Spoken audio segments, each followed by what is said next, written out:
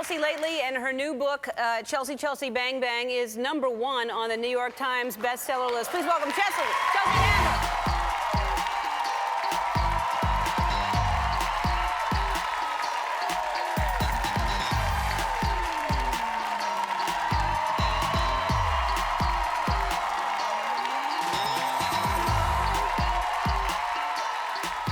Congratulations. Oh, you smell good. Oh, thank you very much. You do. This is #1, and your other two books are #1 and #2 in paperback, right? #1, #2, #3. Wow. Yeah. And that's crazy. I know, and I have a show on the E! Network. Yes.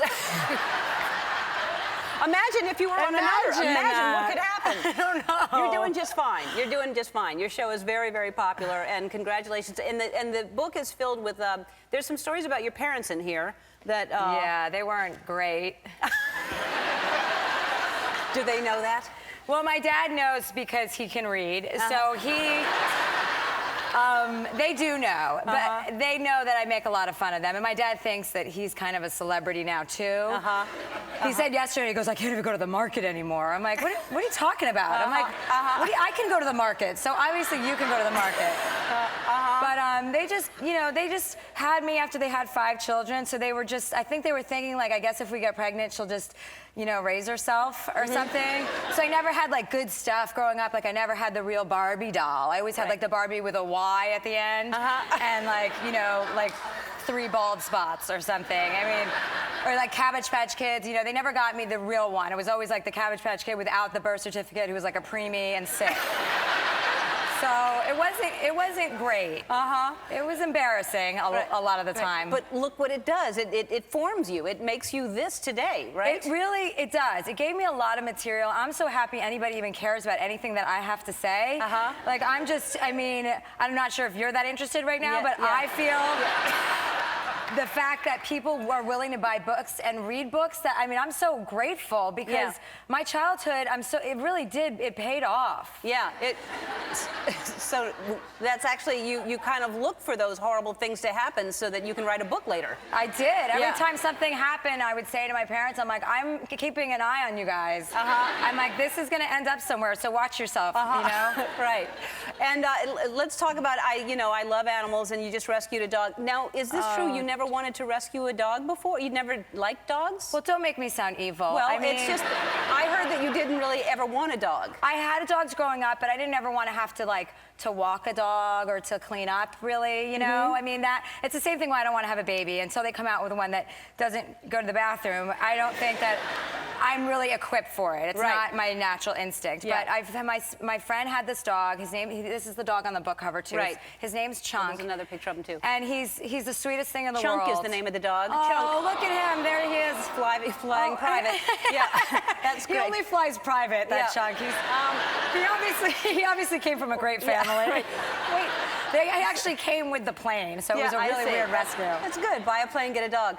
So this dog, look at the face. So that was look at him. It was in a pound and about to be killed, right? It was. He was going to be electrocuted, and I said, no, doggy. I said, you're coming with me. And I got him, and he sleeps in my bed, and he puts his ass in my face when I sleep, and I was like, I will never sleep with a dog in my bed. I never thought I would do that. And now he just sits there and he does a little helicopter right before he goes to bed, where he shuffles around, and then I always think he's gonna put his face next to mine. That's what you hope for. Oh. And then, no, it's always the ass. Yeah.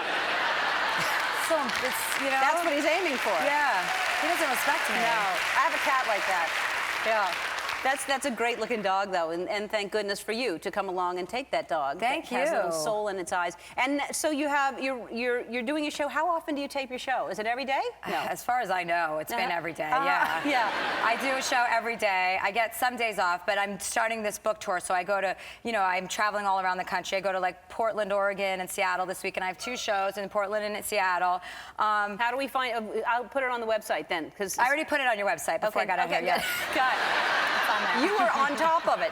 All right, so, well, congratulations on, I think you're hilarious, and so congratulations. Thank you. I got something for Chunk, and a little collar. You probably already have one, but this is, it says Lap Dance Sniff, And so you can give him this. And also, I own a pet food line. I know that the food that was given to him at some point was not really the healthiest, and my pet food line is the healthiest food. So I have food for your dog. That's it's called Halo, and it's all natural and it's all pure. Wow. So that's for you. Oh my gosh. Chelsea lately airs weeknights at 11 on E, and her book, Chelsea Bang Bang, is in bookstores right now. It's very funny. Read it. We'll be back. Hi. Hey, Chelsea. Hi. How are you? I'm really well, thank you. I love daytime. Yeah, daytime is fun. It is. Happy President's Day. Yeah, happy President's Day to you. Do you shoot during the daytime or nighttime? We do. Yeah? But it feels like nighttime. It does feel like nighttime. Yeah, I mean, it's a little bit, or it depends. Sometimes we shoot during the day. Yeah, it's always during the day, so. But, you know. It seems like you don't know when you shoot. I don't. It sounds to me like you're confused. I'm not really sure even what I do for a living. Do you like interviewing people? I like interviewing people. Yeah, I mean, you know, sometimes it can be boring if you're bored. Sometimes you drift off and you're talking to somebody and you're looking right at them and you're like, this is so boring. I can't wait to think about what I'm going to eat when I'm done with this interview. And sometimes people are really, you know, stupid. And so that makes it a little bit more challenging. I like people who are kind of surprising and funny, who you don't expect to be funny. Yes. You know. Yes. Yeah. And who has done that for you? Timothy Oliphant. Do you know him? Do you guys know who that is? Yes. He's very funny.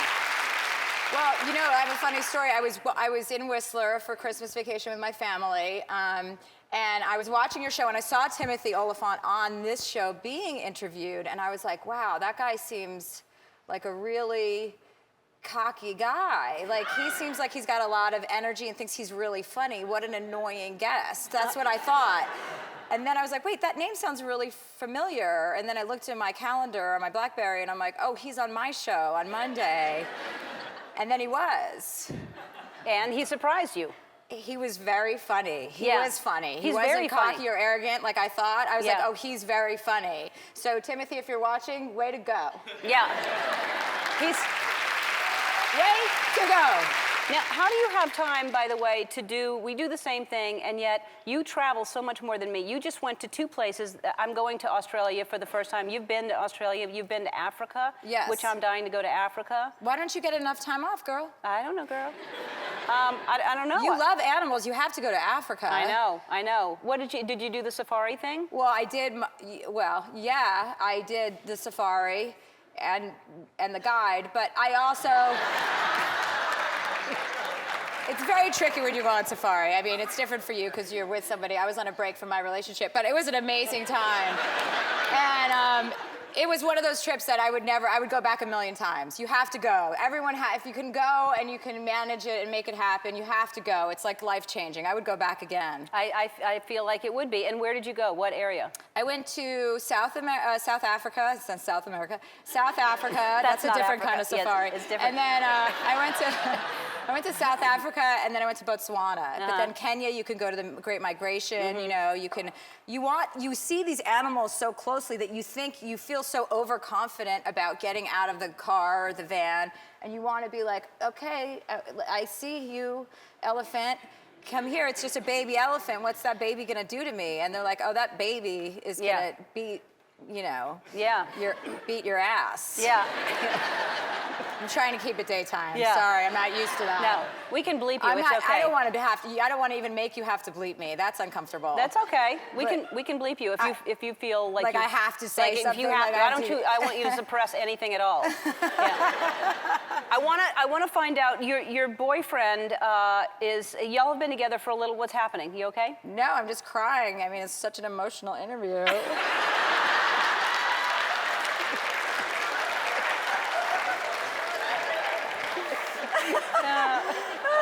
Sorry.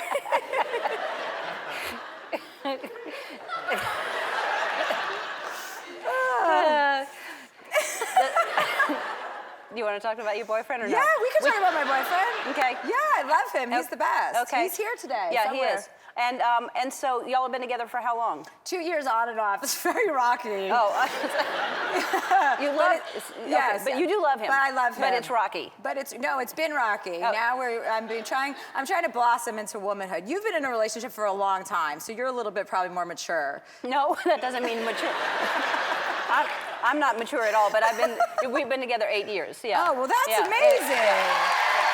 That's amazing. That's not him. That's not my boyfriend. That's my boyfriend. That's your Isn't boyfriend. he handsome? He's very handsome. Yeah. And you were in Rome, and I know the expression "when in Rome," but these We were in Rome. I brought a photo of us in Rome. Yes. What were y'all doing? You just wore. Well, this is an interesting development because people would see these pictures and think, first of all, I'm so stupid I forget that anybody knows who I am because I leave the country and I think, oh, nobody knows E, but apparently it's pretty international for a really silly network. And so we got in these togas that he brought. And we walked around in all day, and I totally forgot I was even wearing a toga. And then all of a sudden, my friend Jen, you are friends with Jen and Justin, sent me a link, and they're like, "What the hell are you doing in Rome in these togas?" And I'm like, "Oh my God, these are online?" I'm like, "How do people see this?" And apparently there was paparazzi following me. I don't usually get followed in paparazzi by paparazzi. Well, first of all, anyone wearing a toga is going to get followed. And how do you forget you're wearing a toga? Well, at least you show the one where I have my top up. There was one where I did not. I mean, talk about when in Rome. I got really loosey-goosey. Did you really? Yes. Once you go to the Vatican, you don't go back, girl. I need to get out more. All right, we have to take a break. We'll be back with Chelsea. That's Chelsea Handler. That's After Lately. So your show is a talk show, but then After Lately, which comes on, it's once a week, right? It's on Monday. It premieres February 25th, which is my birthday, Monday night, 10:30. Happy birthday. Yours is the 26th, right? Yes. Of January. Okay. Yep. So it's basically behind the scenes of what goes on in our office, but it's scripted. So it's all things that are reenacted, and all of these idiots that I work with are so ungrateful. You think, on most talk shows, the writers aren't on camera every week. They don't get to be on a round table, and they get to be on camera. Not only are they on camera, they're on another. Then they want another show. So I create another show, and now they all want their own show. So it's just like, I would say the F word, but I won't. It's just, off. Yeah. But maybe you do want to do spin-offs with each one of those. Not necessarily. Anybody, too much is very annoying. They have to be collectively together. Oh, really? It's a really, really funny show. We have Reese Witherspoon, obviously, on the first episode. Charlize Theron is on, Kate Beckinsale, Jay Leno. I know you're very close with him. Am I? No, I don't know why I said that. I didn't realize that. I didn't know you were close with him. I just know he's right around the corner, too. Oh, you mean as a neighbor? I think of that as our neighborhood. I It's see. you, me, and Jay. We're living together. You don't even know about it. I did not, yeah. Yeah. So, but it's really funny because it's sort of like what Oprah did, kind of the behind the scenes, but yours is completely pretending to be reality and not reality. Well, ours is funny. Yeah. I mean, Oprah wasn't trying to be funny. No, I'm seeing Oprah on Tuesday, so I really don't want to rub her the wrong way, girl. No. No, it's behind the scenes, but it's a sitcom. It's kind of it's very office-y, and it's very. I think it's funny. I love to work on that show. I mean, when you do something for a long time. I mean, you've been doing the show for a very long time. Yeah, I've been 10 years, and you've been doing yours 7, right? Oh, really? That's what I heard. Oh, God. No, Yeah. I don't think it's 7. No? But maybe. I don't know. I have no sense of time. Oh. Maybe it's just a year, but someone told me 7. Yeah. Do you like coming to work every day, doing the same thing every day? Yeah, because it's not the same thing every day. It's always something new, and it's always. You don't have to yell at me. I mean, I'm just sorry.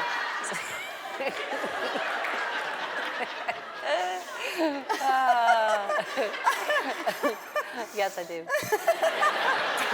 It is nice, isn't it, to interview somebody different every day? Yes. That's great. It is. That's a good component. It is. I'm going to have pasta later. Hey,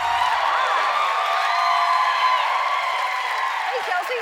Hi, Ellen. Thanks for running on over here. I know you did your show, and then you just There's a shortcut. You could go through the studio, back through Steven Spielberg's production company or something. I heard about that. I've never done it, but... Yeah, and you can shortcut over here. And I came right over, and then they said, who are you? And I said, Chelsea Handler. They said, can we get some ID? Uh-huh. And I said, yeah, I guess. Yeah. I was hoping they would be more familiar with my work, but they're not. I'm surprised that they're not. You're getting a lot of attention lately for this Instagram photo that you sent out. That it was really just supposed to be about your dog on your lap, right? I guess that was my dog sitting on my lap, which I thought was a bold move. It's not a lap dog at all. He's not a lap dog, no. And yet, what's getting the attention is you're holding something that looks like a CBS logo, which gave everyone the impression that you're talking to CBS about doing a show. I'm not. Well, you're just looking at logos, or what are you doing? I make logos of all the different networks. Every morning I make copies. No, I was in a meeting about something completely different, and I don't check my photos at all. Mm-hmm. I would never go to CBS. My mouth, what would they do with me there? I don't know. They would have to, no, I would never be on a regular network. I would never do that to my fans or to myself or to the network. Because it would limit you, because you enjoy cursing. Yeah, well, I enjoy bad things. I'm a bad girl. You are a bad girl. I'm a bad girl, and who wants to reel me? I wouldn't want to reel me in. That wouldn't be fun for anyone. No, and you shouldn't be reeled in. You should be exactly who you are. Right. So do you think, because you're ending 8 seasons of Chelsea Lately is now coming to an end. Right. And is that your choice? Well, yeah. I think it's time to move on. I want a vacation and sleep. You know, I do understand. You know what it's like. They were saying that you were going to leave too, that you were going to go and take over for Letterman, or you probably didn't have any plans on doing that, right? They just throw your name around and you don't even know what they're saying. Right. So I never had a conversation about leaving. Did you? No. Oh, okay, I think they were just mentioning names. Right. But I think all along, Stephen Colbert was the guy that Letterman wanted, and I think he's a great choice. Yeah. And I think he's funny. His fake persona, Stephen Colbert's fake persona, is more respectable than my real persona. So I think he's the perfect person for that job. Yeah, yes. Absolutely. I love Stephen Colbert. I would never, ever think about taking that job. What about then taking where Stephen now is leaving a spot on Comedy Central? You could easily go there. What is Comedy Central? No. I don't want to take a job that somebody else has already done. I like to do jobs that no one's ever done. I sent a tweet this morning clarifying, because I like to do things that, I like to kind of create my own thing. And I like to be a little bit of an underdog. I'm not for everybody, and I know that, and it's okay. And I like my life the way it is, a little smaller than everybody else's. I get away with a lot of bad stuff, and I like that. Right. But you'll do something else. You've written so many books. You go on tour. You still do stand-up, and you produce these tours with other people. Yeah, no, I love going. I'm on tour right now for the book, and it's so much fun. It's so nice to be a stand-up and be able to go and meet your fans. I'd like to leave the country for a while and meet some men who will actually date me. With the language barrier, I'll have more luck in other countries. So that would be nice. I want to travel and spend some time. You go away and you could spend like a week or two. I want to go and live in Spain for a month and learn Spanish. I want to do those things. And then I'll come back and probably get a job waiting tables or something. What will happen? What will happen to that dog that sits on your lap when you go away for that long? He comes with me wherever I go. He'll just have to be quarantined. They'll probably have to quarantine me too, so it's not a big deal. I see. By the time you get back from Spain, he'll just be getting out of quarantine. That's not fair to him. But I know what you mean. You have these fantasies when you work every single day. You think, oh, I just want to go live in, the French countryside or something like that. Yeah, and then I'll go there and I'll be there for a week and I'll be like, okay, I have to get back home. I need McDonald's or something stupid. Yeah. But I think I would really like to take a little bit of time off and then I'll do something else. But I've had a good, fun time, at E. I've had 7 or 8 years. If it's been 8 years, you say it's 8, so you're probably right.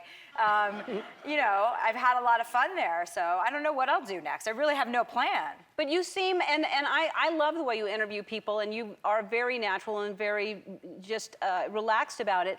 But I know, as hosts, we do our homework when people sit in the chair across from us, and we try to figure out who they are, at least, and what they do. And you had Drew Brees on the other day, or I don't know, it was the other day, and you seem to not know that he was a football player.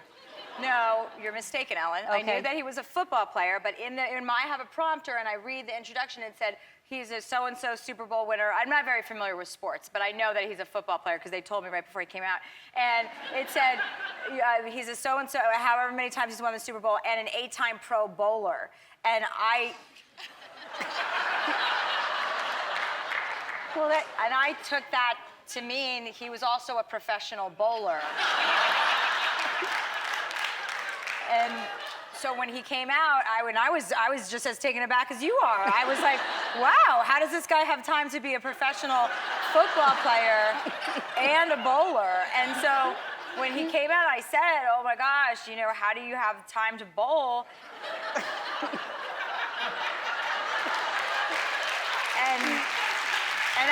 And I was really actually asking because I was curious, and I was like, this guy can do it all. And then they're waving to me behind the cameras like, you know, and I'm not listening or paying attention. You know, I can't be, you know, it's just, and then he was answering questions about bowling. So it's also his fault. It's totally his fault. Why was he talking to me about bowling when he doesn't even know what bowling is? So I blame him. And yet leading you on to continue. Yeah. So I blame him for that interview, yes. And then my producers edited it out. They said, we have to edit out because you look like a real idiot. And I said, I don't mind looking like an idiot. You know, leave it in. I think Drew actually looks like an idiot. Yeah.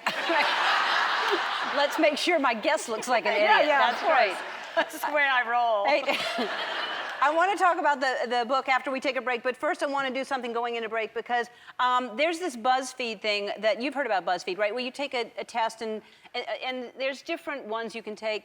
And it says, which queen of comedy are you? And there's a bunch of different people you can be. And I'm on there, you're on there. And so I took the Buzzfeed and I ended up being Chelsea Handler. And I was like, I was not myself. And it surprised me. Yeah, no, that doesn't sound right at all. No, I was you. I mean, so maybe we're more alike than we think. So I thought you should take it and see if you're you or you're me or you're somebody else. Okay. So it just asks you questions right there. Okay. TV shows that you want to watch, just hit one and then scroll down. down. I can pick a drink. Obviously, we know where this is going to go. We'll go to break and we'll finish this. Keep going. Okay, where's the alcohol?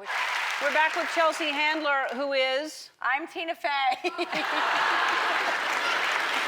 And I'm you. And you're me. Yep. So and we should ask Tina to take one and see who she is. She comes out. She'll probably be, I don't know, she'll probably be one of the Golden Girls. Yep. So Chelsea's new book, You Got to Be Kidding Me, is it's really a story of you going to Africa on safari. I wanted to find out where rappers come from.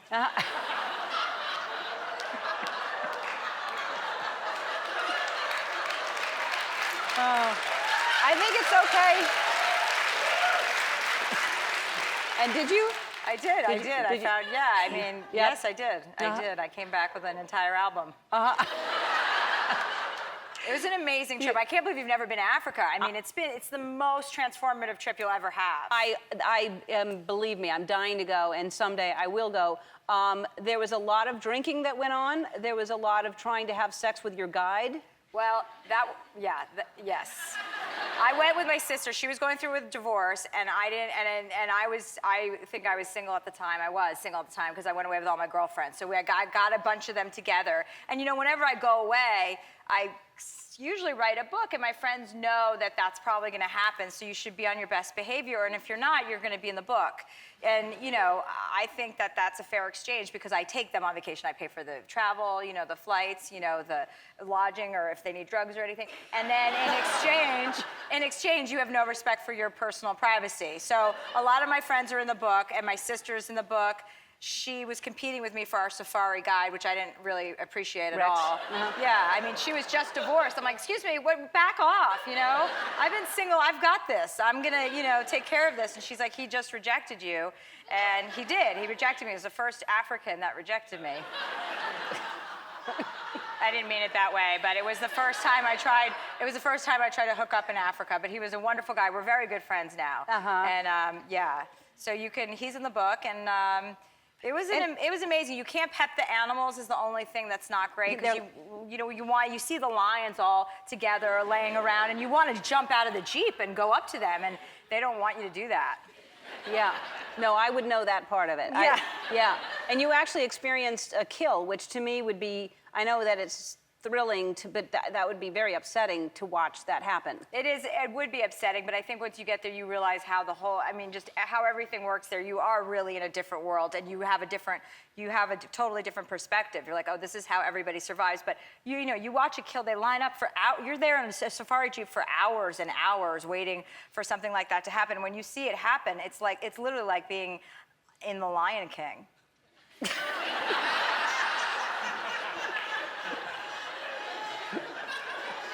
There's not that, the music is not nearly as good. You're You're very funny. You're very smart. And this book is entertaining. It's well written. You're a great writer. And there's information about Schmerving and Oh, yeah, Schmelly. your friends Irving and Shelley Schmazoff. Schmerving and Schmelly Schmazoff. Believe me, she doesn't want us to protect her identity. I know. She wants to be in the book. She's like, Shelley Azoff, here I am. Hey, Chelsea. Hi, Ellen. Are you a dancer? Do you like to dance? You know that I can't dance. We talked about this. No, I'm just wondering if maybe since then you've learned. Well, no, but thank you for constantly bringing it up. Whoever you were that was dancing, that was amazing. Wasn't she Good for great? you. Yes. Vanessa Williams, that's her name. What's her name? Her name is Vanessa Williams. Oh, it is? Yeah. Well, that was amazing. I was watching you backstage and I was like, I wish I had the guts to dance in front of people. And then I thought, well, I have some other guts. Right, you have guts to do other things. Although, if you could dance like that, you would have the guts to dance in front of people. Of course I would. I would be dancing all the time. I wouldn't even be talking, which would be a gift for everyone. Right. I'm so happy to see you. The last time I saw you, we were, well, you were naked.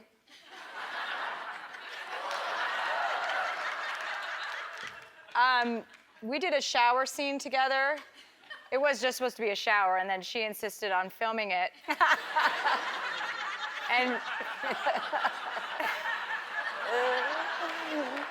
And the agreement was, I texted Ellen, I said, I'd like you to do something with me in a shower naked for my last episode of my last show. And she said, okay, maybe. And then the agreement was that you were gonna come up and you were gonna be nude, and I was gonna be nude. No, never. I was never, ever gonna be nude. There was never an agreement of me being nude, ever. Never. In your head, I was nude. You signed a contract. Ah, I'd love to see it. You signed it. My lawyer worked up a contract, and you signed a contract, and she said, I will be there. Obviously, you wouldn't arrive nude. I wouldn't expect you to drive over in your car nude. Right. No, oddly enough, I drove over nude, then I got dressed when I got out of the car when we did the scene. I always drive nude. The hard part for me is, I mean, you don't know what it must feel like to be in a shower with someone that you respect and you admire, and you have clothes on and I don't. That was a very low point in my life. Right. So, look how upset I am. Look. Yeah. It was quite something to be standing there with someone that I also admire and like very much, and you don't even care. You're just naked, And then at one point she decided to bounce, like to jump up and down and bounce over and over again, which was like very difficult to get through that scene. It was so hard to not laugh because, well, we were laughing. We couldn't not laugh. And she said, you have a problem being in a shower with a lesbian. And I said, no, I don't. Can I stand up? Yeah, you can do it. And I go, no, I don't. Although, It's different now. Yeah, it's different. It's different. When I had my breasts, they were out. Yeah. But anyway, we had something holding them intact right it's now. It's a bra. It's called a bra. Yeah. Yeah, so that was really funny, though. We were laughing so hard. We couldn't get through it. It's such a good feeling when you laugh like that. I know. So much fun. Until people are like, we're wasting a lot of time. But we really didn't. We laughed every single time. I tried very hard to just stare at you and not laugh. And then we got through it. It was very funny. So, I think it's very empowering for me. Like, I like to be naked because I don't take my body seriously.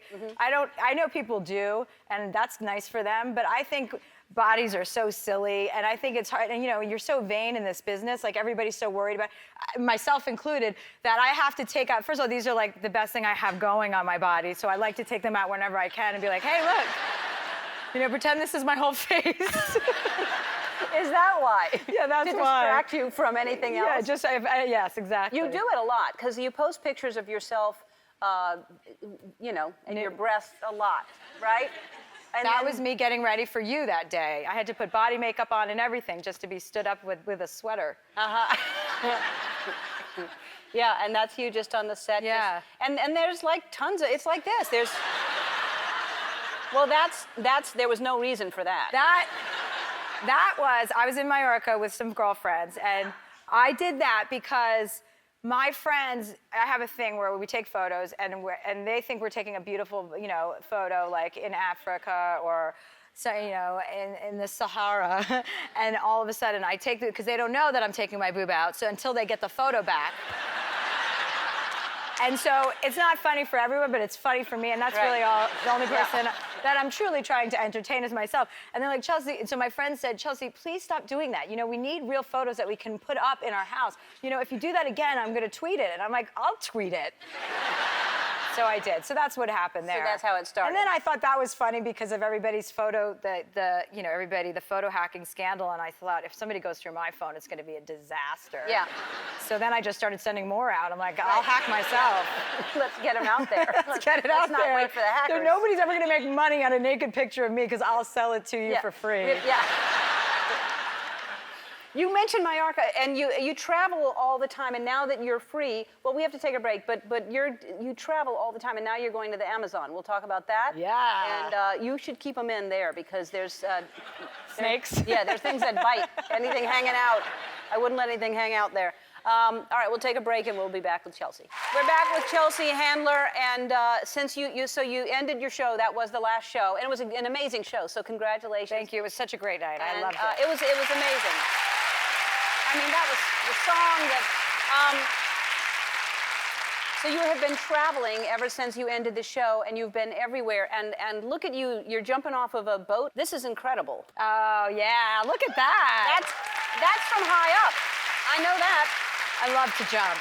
You do? I love to jump off things. I love to jump off heights. Like I don't want to, I get nervous too about heights. That's why. So if I can jump off of it and get down, I like to get down.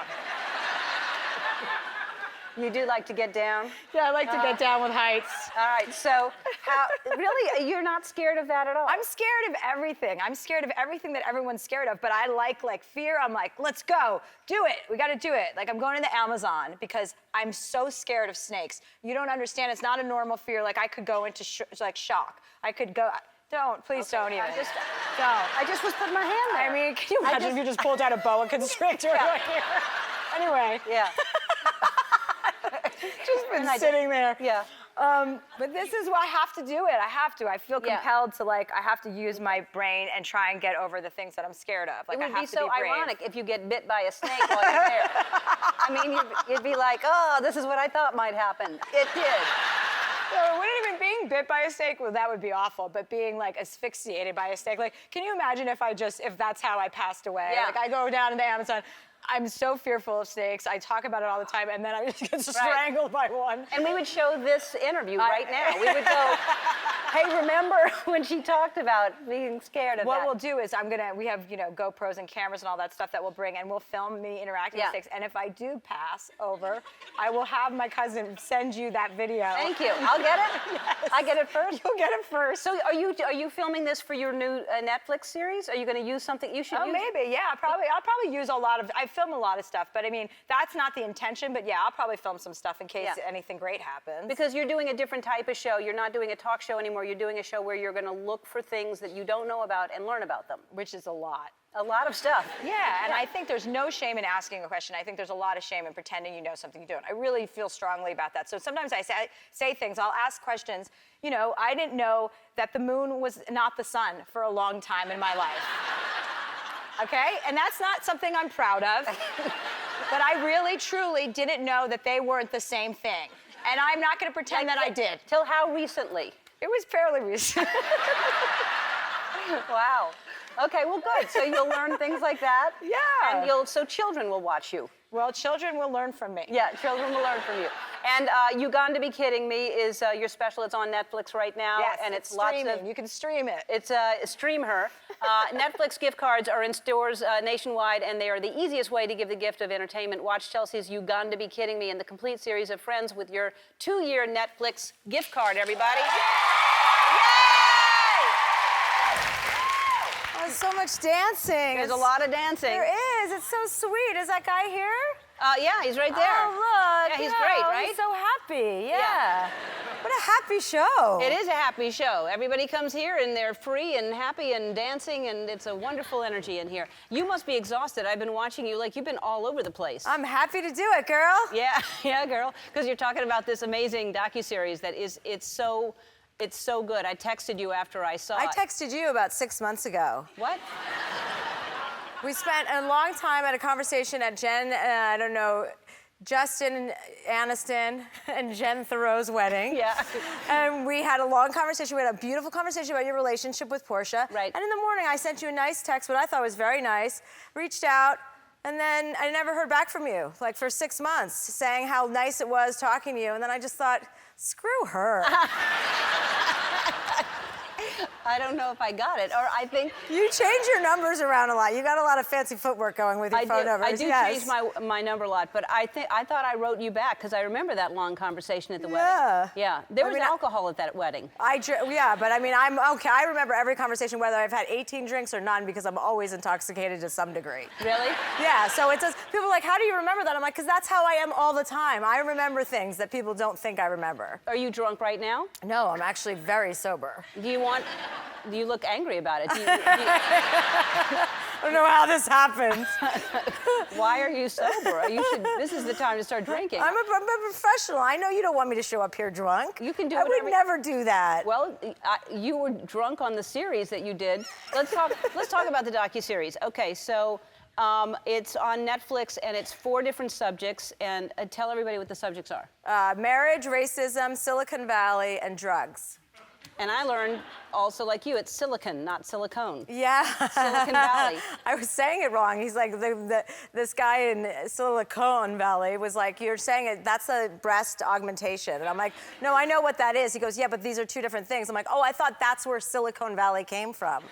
It was like the silicone they put in boobs. Oh. And he's like, no, not at all. There's no connection whatsoever. Well, I didn't think that, but I did think it was pronounced silicone. But anyway, it's really, really funny and really informative, as I texted you the other night and said how much I liked it. You're so clever, you're so quick with everybody, and you really are genuinely delving into these subject matters with genuine interest, and we all learn something from it.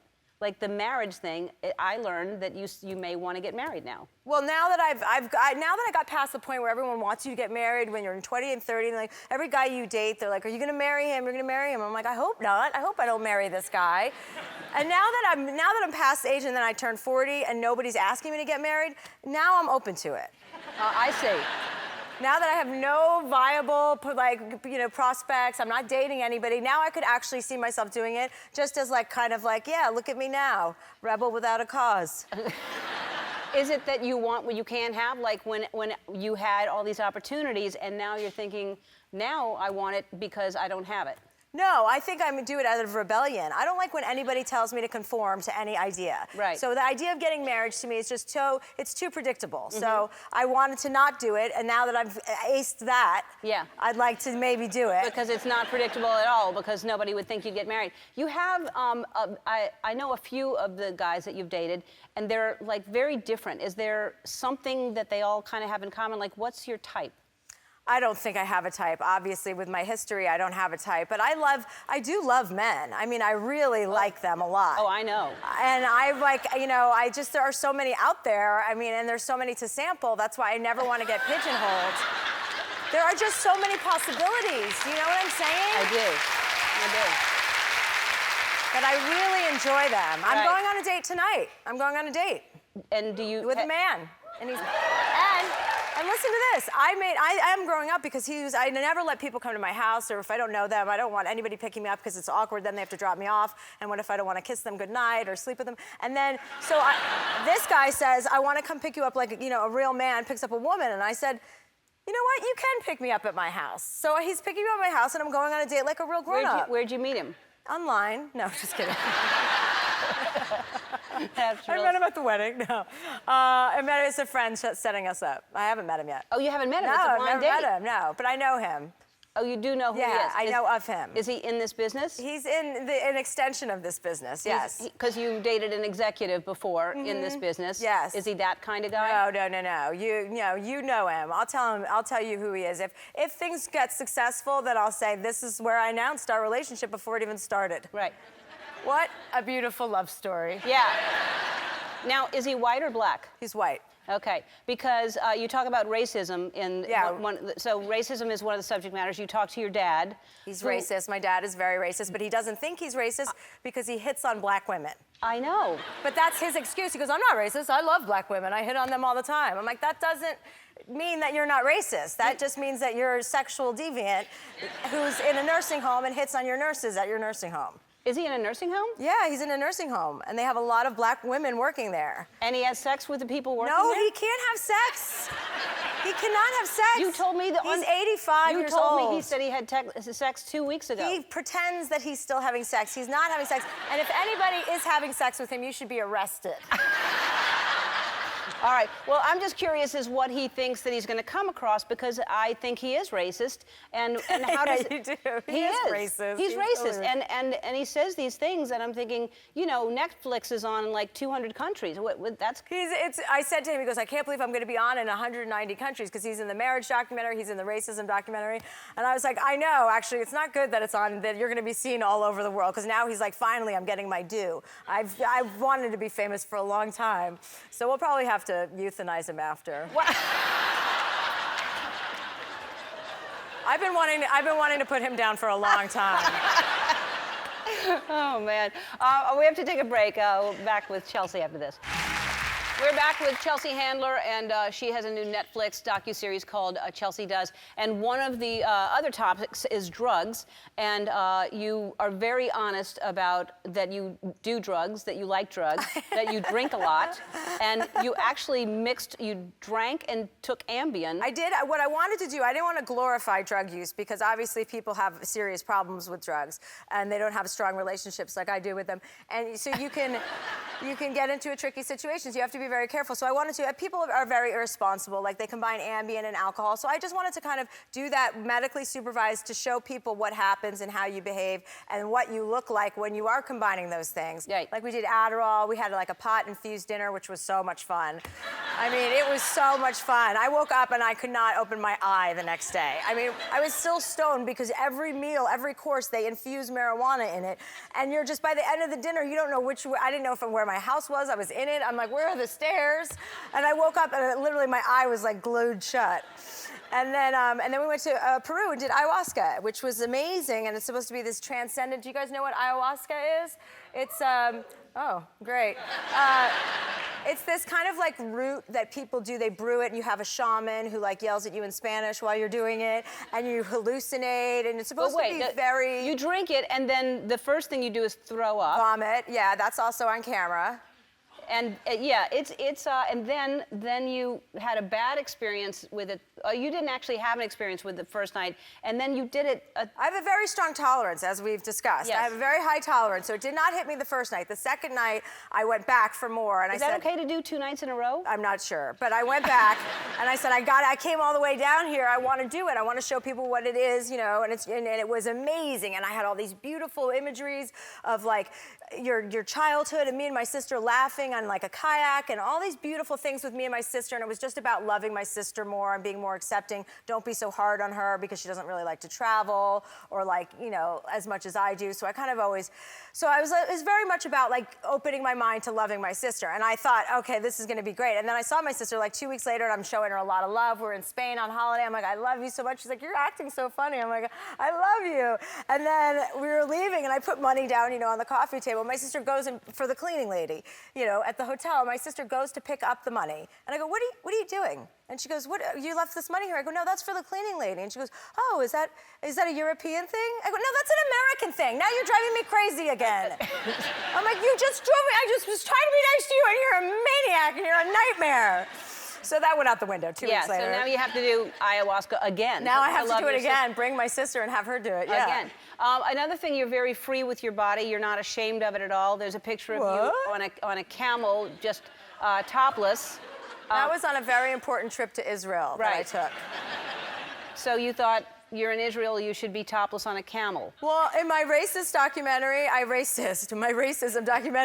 interview Shimon Peres, who was the former prime minister of Israel, and when I do things that are that serious, I have to balance them out with something like a camel. I see. You know how it is. I don't want people to think I'm starting to take myself too seriously, so I always have to keep it like on the regular. I want you to know I'm like a regular person. I don't really think of myself like I'm not trying to turn into Diane Sawyer or something. Right, right. No, but I think you have a great balance because I think you are a really great interviewer because you ask the questions that most people wouldn't ask, and you're not afraid of the way you look. You just will expose yourself in any kind of way for the intent of whatever the conversation is, and I think that that's really cool. Thank you. Yeah, Thank you. You're welcome. Wow. Hi, guys. Wow. You really have been traveling a lot. They were doing the double kiss. You feel like you're European or I'm something very now. international now. Do you? Yes, You're yes. fancy. You Can travel. you feel it from me coming from me? There's something different about you, and I didn't know what it was. It's my accent. I think that and the double kiss. So tell me where you've been, because you do travel a lot, and you love to travel. I like to travel and I like to film my travels. Yes. Because that gives me the motivation to go to places I maybe would have put off a little bit longer.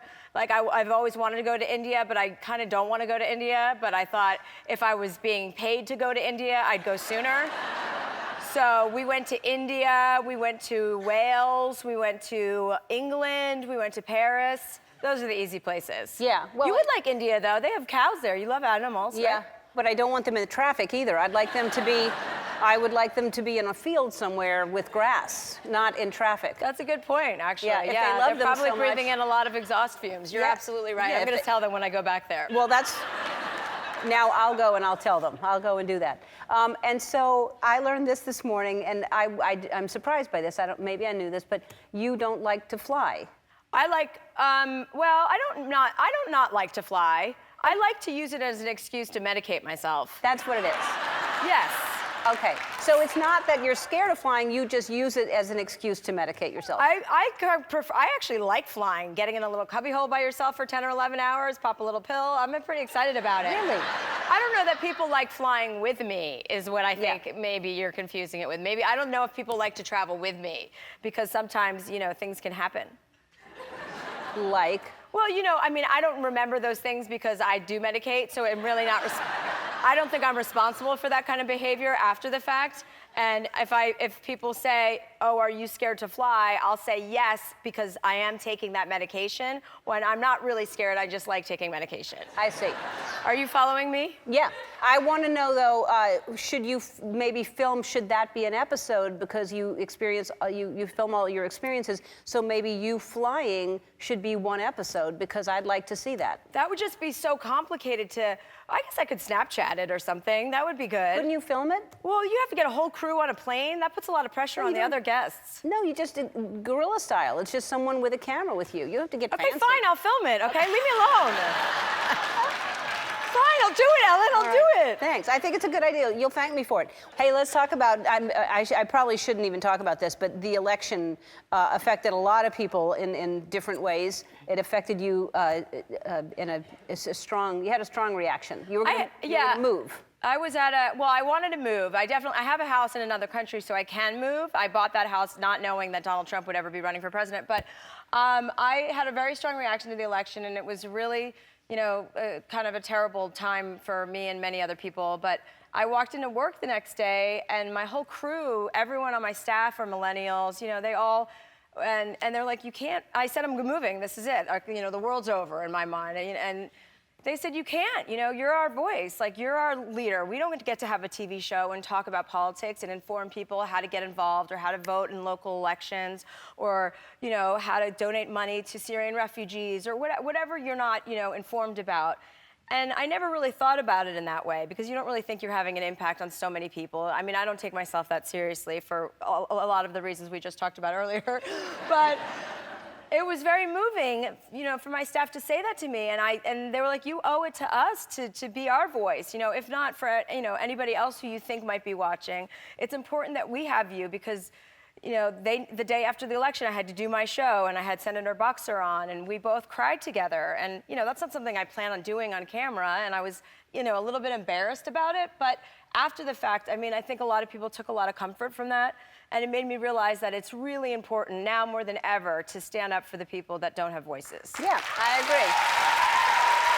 That's what this shirt is for. Babes Unite.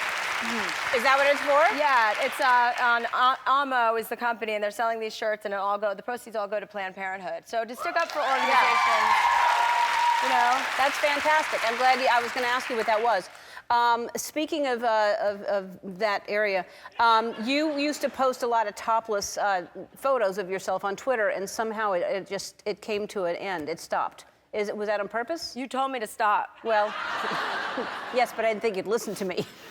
I think I just had a coming out phase. I mean, not like yours, but I had a different kind of, I had a coming of age. I was 40, and all of a sudden I wasn't embarrassed that I had big boobs. I was embarrassed of them my whole life because sometimes you get them too young and you don't know what to do.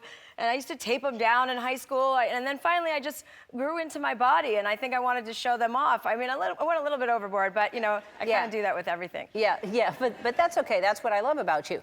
But I think since we haven't seen them for a while, we have kind of a memoriam. We have just a goodbye, a goodbye homage.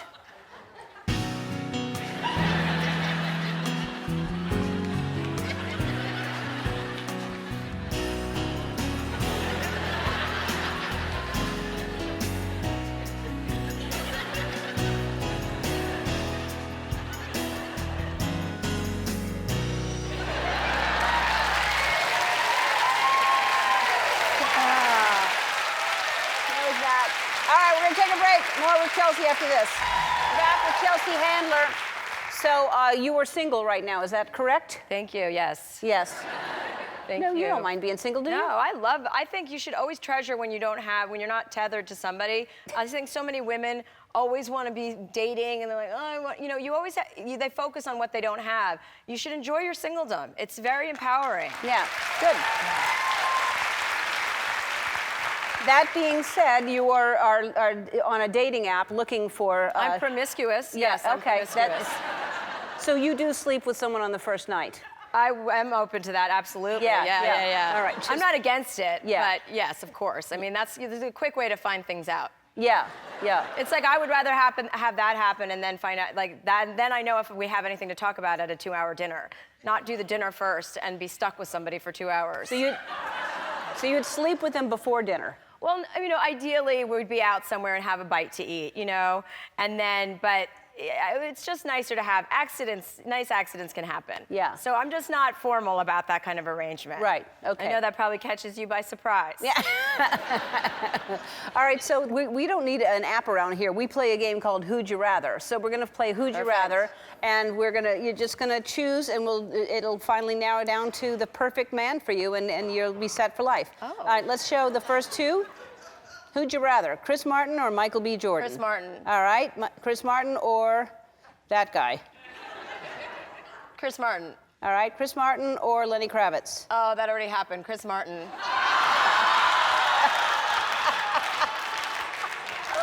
Whoopsie. All right, Chris Martin or Harry Styles? Oh, Harry, I know. No, Harry's like a baby. That would be like a molester move. No, Chris. Yeah.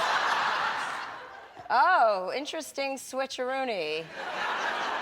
Oh, you know what? I've always had a crush on Richard Gere, but I mean, what's going on with him now? I don't know. I don't know who he's with. Is that a current picture? Yes. Okay. All right. I like older men. I could get into Richard Gere. Yeah. We've switched over to Richard or Taye Diggs. Richard Gere. All right, Richard or Idris. I better pick somebody else. I'm going to end up with Richard Gere. Oh, Idris. He's hot. Idris Elba's hot. All right, Idris. All right. Zach F? No. What? He's too young and like a baby. He's not? Okay, all right. Yeah. Okay, we're still at Idris? What's that? What do you mean, what's that? I've never seen what he looked like. You've never seen The Weeknd? No, I've never seen what his face looks like. No, of course I know what The Weeknd is, but I've never seen what he looks like. I know what The Weeknd is. It's... I think I'm going to stick with Idris. All right. John Stamos? Be fun. That might be fun. Yeah. Really? He's the party. All right, he does like to party. John or Prince Harry? John Stamos. I'm not into redheads. All right. Or Chance the Rapper? John Stamos. All right, John. This is fun. You've ended up with John. You were so disappointed. Well, I kind of miss Richard Gere now.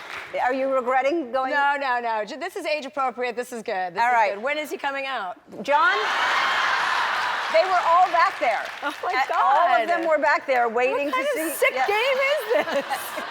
I mean, If only he was here. But you know what? We'll set you up. So the next time we'll have you both out together and we'll see how it goes. You'll have a bite to eat and then we'll watch what happens. It's the holiday season. It is. Do you like the holidays? No. You know what? I actually, this year, I went to London for Thanksgiving, and I went there accidentally last year for Thanksgiving. I wasn't supposed to. I ended up there. And I had more Thanksgivings in London than I ever had here in the States because all the American people that live over there celebrate. So it was actually really nice celebrating an American holiday not in America, so I decided to do it again this year. So you went and you know people there? I've started to meet people, yeah. Yeah, so you went to, like, you went to a friend's house for Thanksgiving? No, I put an ad out on Craigslist and I just said, yeah, I have some friends, like American friends that live there. So for me, the holidays are always just, I don't like when everybody's organized and doing the same thing on an exact day. It's too organized for me. I like a little chaos, so I like unplanned activities. So it was fun to do it there. It was like, you know, they're getting into the holiday spirit. It's a nice time of year, so it was really nice. I'm kind of getting back to my holiday spirit roots, if you will. Oh, good, yeah, good. maybe I'll celebrate Christmas. Who knows? I was going to say, will you go there for Christmas then? No, they asked me not to come back for another 2 years. Yeah. I'm not allowed in London anymore. Oh, no. Now, do you know any of the royal family? Did the people... I've slept with all of them, yes, of course. No, that happened right after I left. They waited for me to exit the country before they made that big announcement because they didn't want me to steal their thunder. I see. Is that right? The royal family's always been like that with me, yeah. Do you know any of them? I know the Queen. Do you? Yeah, of course. I mean, she was my summer camp counselor in New Jersey.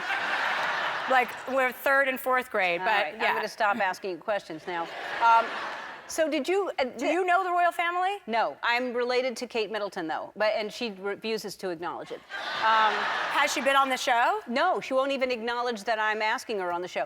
She's my 15th cousin, I found out, and so that's pretty close. How did you find that out, on 23andMe or whatever? No, somebody told me that, and they told I'm related to Madonna and Halle Berry and Kate Middleton, and those are the 3 people I don't know, someone told me, and we looked it up, and it's true, and she doesn't care. Well, does she know that you have a television show? Well, I would assume so. Well, that's being pretty presumptuous, Ellen. I mean, we can't just assume that the royal family is exposed to all the things that we're exposed to. Well, how could she not know I have a television show? Is she that sheltered? Well, I mean, maybe. I mean, maybe she's holed up in her castle, you know, counting her rings. I don't know No, what she... I've seen her out doing things. Well, you need to confront her. I am. And that chick that's now engaged to that Prince Harry has met me before, and so now I have an in, because I'm going to get in touch with her. Just go. I think a lot of people are going to go through that woman who just got engaged to Harry to get in. Like, if she can get in, we can all get in. She was the Case 24 woman on Deal or No Deal. She worked on Deal or No Deal. She was the model. Oh, really? Yeah. And wow, you've looked into this. No, I found out because she told a story in like some magazine that she was at a rescue place for dogs, and Portia and I walked in, and I said, "Is that your dog?" And she said, "No." And I said, "You should take that dog home." So she did, because I told her to. So I heard about that story, so that's how I know about her. Seems like you have a thing with the royal family. No. Seems like it's you that really wants to get into the royal family. It just seems like they should want me in.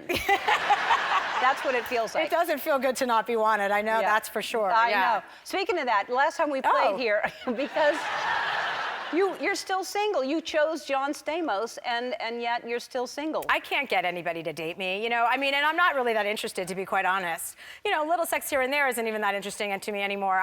I need either to be really interested. There's too many things going on in the world that I want to be focused on. Right. So boys and stuff like that, I mean, you'd have to be really fantastic to get me to lose my focus. That's how I feel. Are you on dating apps? Yes.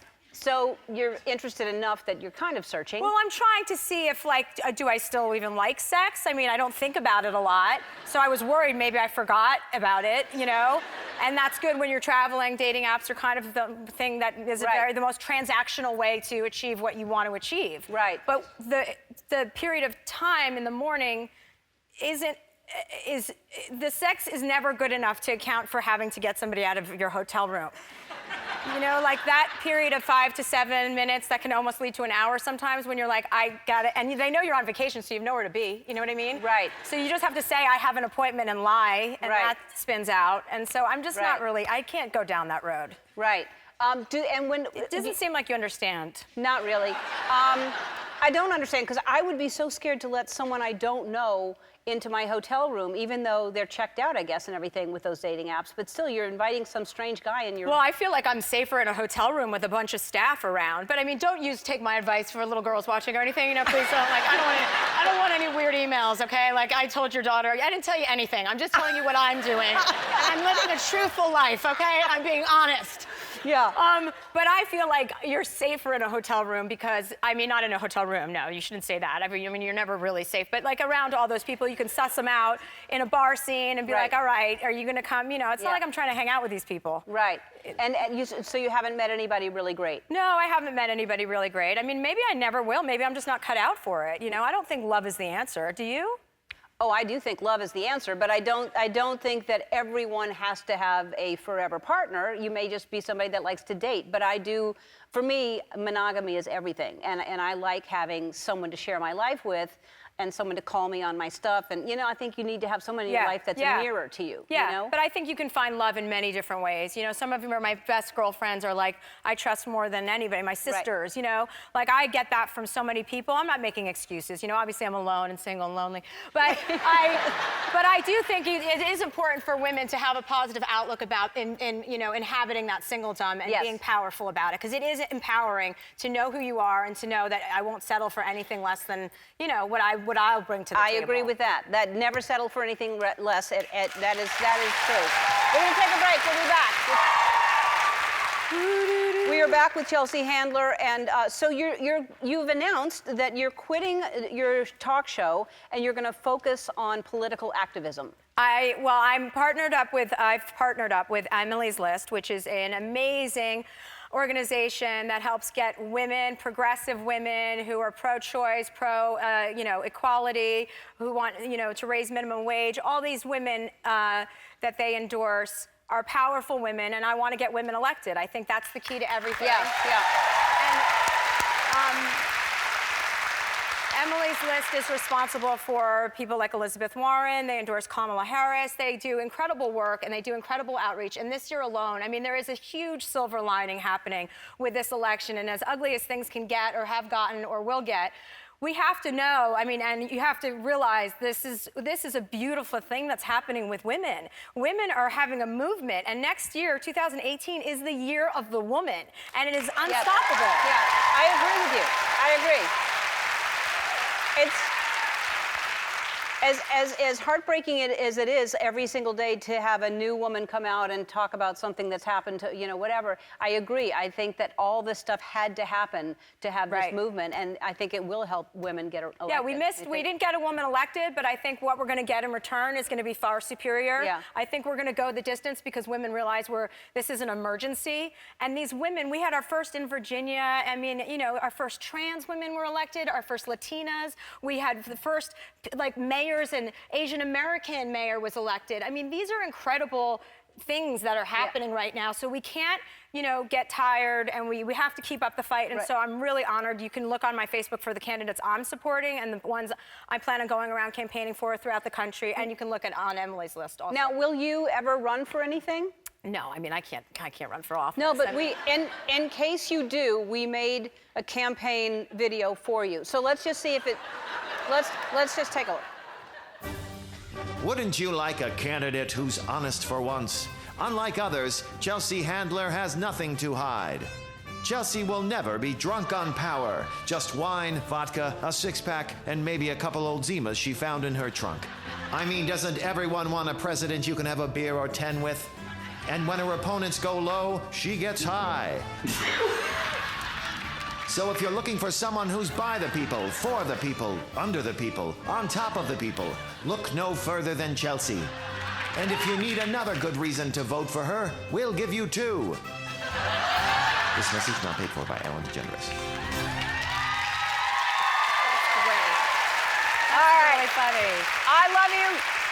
You're smart, and I'm so happy for you that you found something that you're passionate about. That's all we're all trying to do in our life, is find what makes us get up every morning and feel that passion. So I'm so happy for you. New episodes of Chelsea's Talk Show, which is also excellent, stream on Netflix through December, and we'll be right back. Hi, Chelsea. You look fantastic. Tequila? What are you Do you like talking vodka better than tequila? That's what I said when they said tequila, and I was like, you like vodka or tequila? I usually drink vodka, but since I'm representing the Latino community, I'm not representing them. I'm trying to encourage all Latinos to vote with my T-shirt. And while I wear this T-shirt, of course I'll drink tequila. And then you'll go back to vodka once Well, the I'll do election whatever is... anybody wants me to do, basically. Really? Yes. So- When it revolves around alcohol, cannabis, I'm open to suggestions. Oh, great. Well, good to know. Yeah. That's wonderful. You do look great, and thank you for being here, because I know you're very busy, and we called you last minute. Well, thank you for being here today, too. Yeah, well, sure. I have to be here. That's right. Yeah. That's right, it's your show. That's right, it is.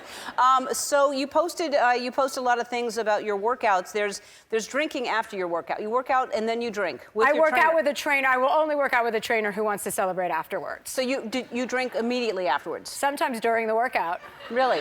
It depends what kind of mood I'm in. If I Right. don't feel like moving out, yes, a margarita or a small vodka will help. What time do you work out? Sometimes in the morning, whenever I feel like it, Ellen. That's when. Wow.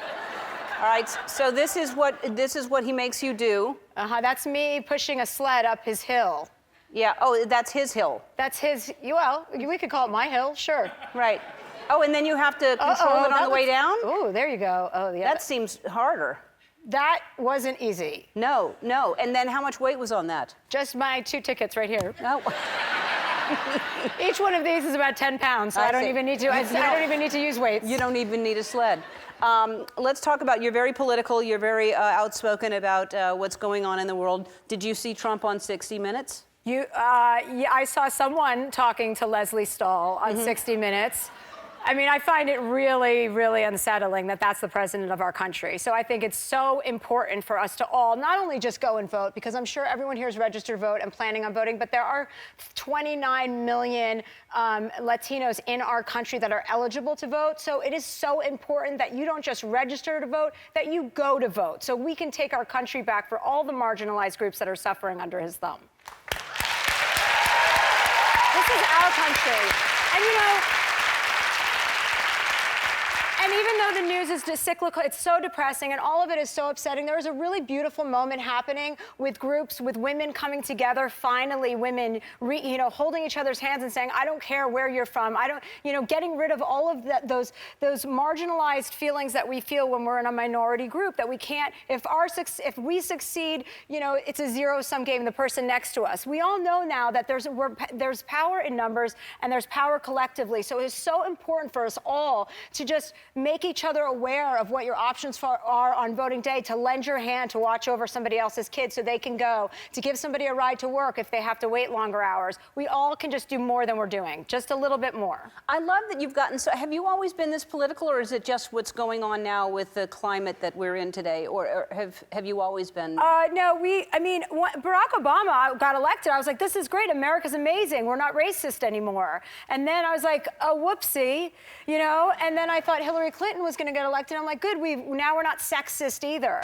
And that didn't happen. But what did happen was that women came together and had the most powerful movement that's going to be in history books for the end of time, and because as a response to Donald Trump.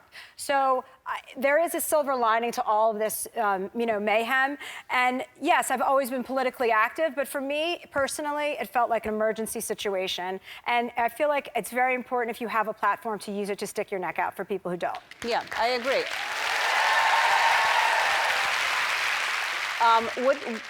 What is your take on the Kavanaugh situation with?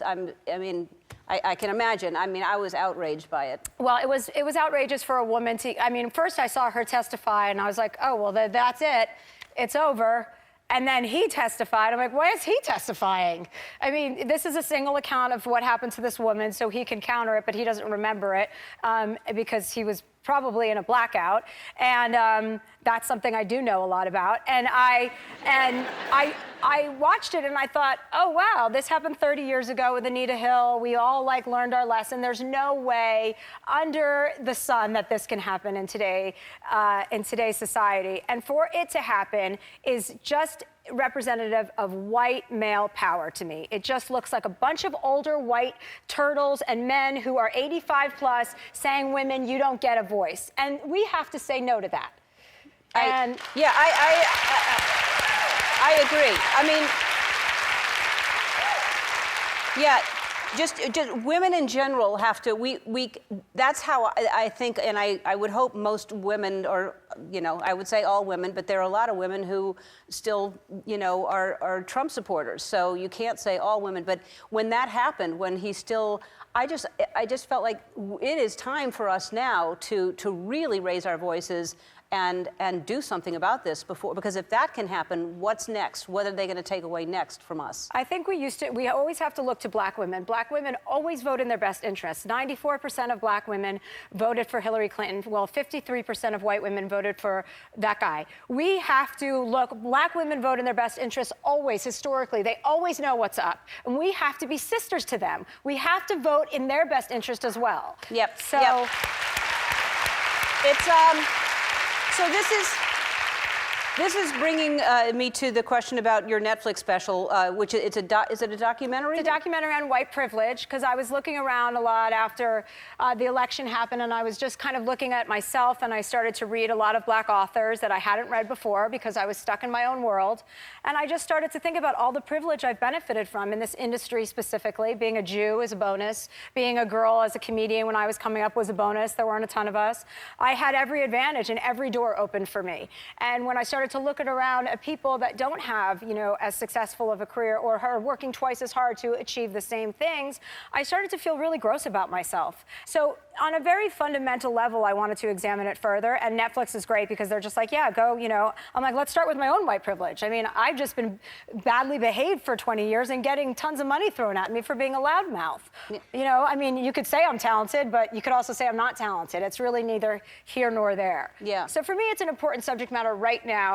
It's like, what are the people that are benefiting from this going to do about it? And I'm somebody who's benefiting from it. Good for you for doing something about it. Thank you. Thank you. I'm glad I'm doing something about it. It's eye-opening. I mean, I get in trouble every single day I shoot. I say the wrong thing. I'm dying to know how to be a better person. So I think we can all learn from it, you know? And I think white people obviously have a long way to go. Yes, we do. I agree with you. All right, we'll take a break. We'll be back after this. All right, last time you were here, we played Who'd You Rather. You ended up picking John Stamos, which was a surprise to me. It didn't seem like that would be your type. You know what was a surprise to me? I left here that day ready to go hook up with John Stamos, and he went and had a baby with another woman since then. So forget about him anyway. He obviously he doesn't watch your show, A. Yeah. And B, doesn't respect me. Oh, well, so yes, both of us are mad at him then. Yeah, thank you. So are you dating? Are you single? What's happening? People are not into me, I mean, sexually. I mean, I would love to be dating somebody like, you know, a man. Somebody like a man? Yeah, somebody like a man. They don't even have to be a man, just a little bit like one. But yeah, I've got nothing. I would appreciate any help you could give me. I mean, or if anybody in the audience has suggestions or a willing and able person.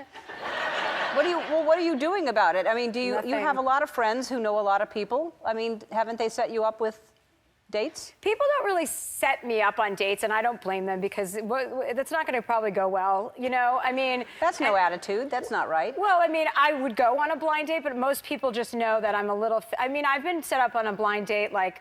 I once went on a blind date with a guy, an adult man, who had braces. Adult man? Yeah, a friend set me up with a man who had adult braces. So that's not a friend, A.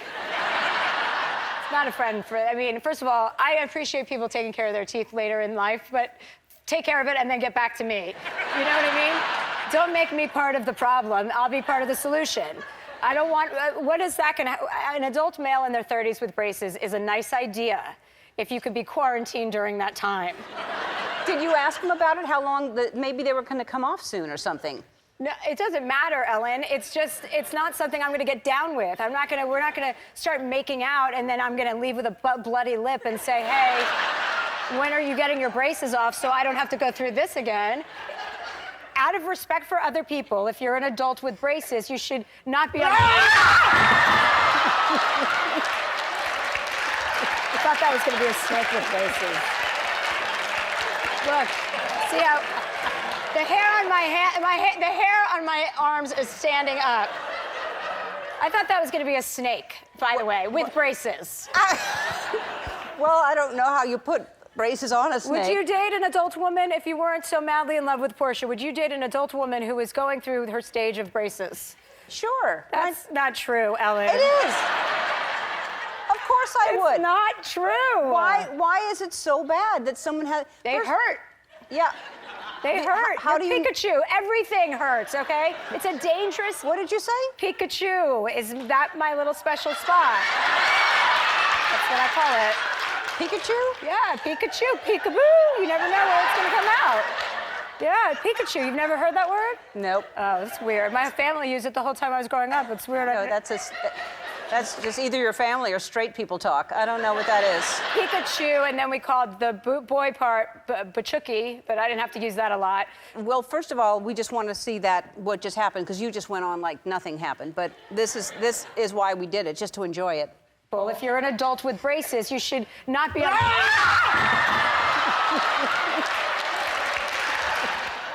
See, that was fun. It is fun to scare people. All right. Yeah. It's very pretty. Thank you. You look beautiful, and I tried to scare you. I didn't get you really good, though. No, you've scared me so many times, I'm over it. Oh, darn it. But did you see me hiding behind that thing? Or I saw you out of the corner of my eye, and I was like, oh, I'm going to see her in a couple minutes, so why even bother acknowledging it? I see, yeah. You're right to do so. We have a very, very honest, brutally honest relationship. We do. We do have a good relationship, I think. I think all relationships should be brutally honest. I agree. Yeah. A lot of people don't like that, though. They don't like your honesty. So you have to make sure you save it for the people who actually are interested in hearing it. Oh, not just strangers. I don't save it for it. I do it with everyone. I just feel like why do you want to guess how I'm feeling? You know how I'm feeling if I'm honest with you. So, right? Sure. That was not honest. So let's talk about your love life. Right now you're in flux. I read the book. It's a great book, and it's very, very revealing. And but you were looking forward to the Mueller report, and now what's... I'm sexually attracted to Robert Mueller, and I'll explain why. I have a daddy issue because I talk about that in my book. I've been attracted to older men for quite some time. The problem is, as I get older, then they get really old. Yep, you know what yep. I mean? So you have to kind of condense that margin and slim it down and just thin the herd. But I was willing to make an exception for Robert Mueller because he's in his early 70s. From what I can tell underneath his business attire, there is a 6 to 8 pack still. So any man in their 70s, he was a Marine. If you can keep your act together for that long, I want to talk about penetration.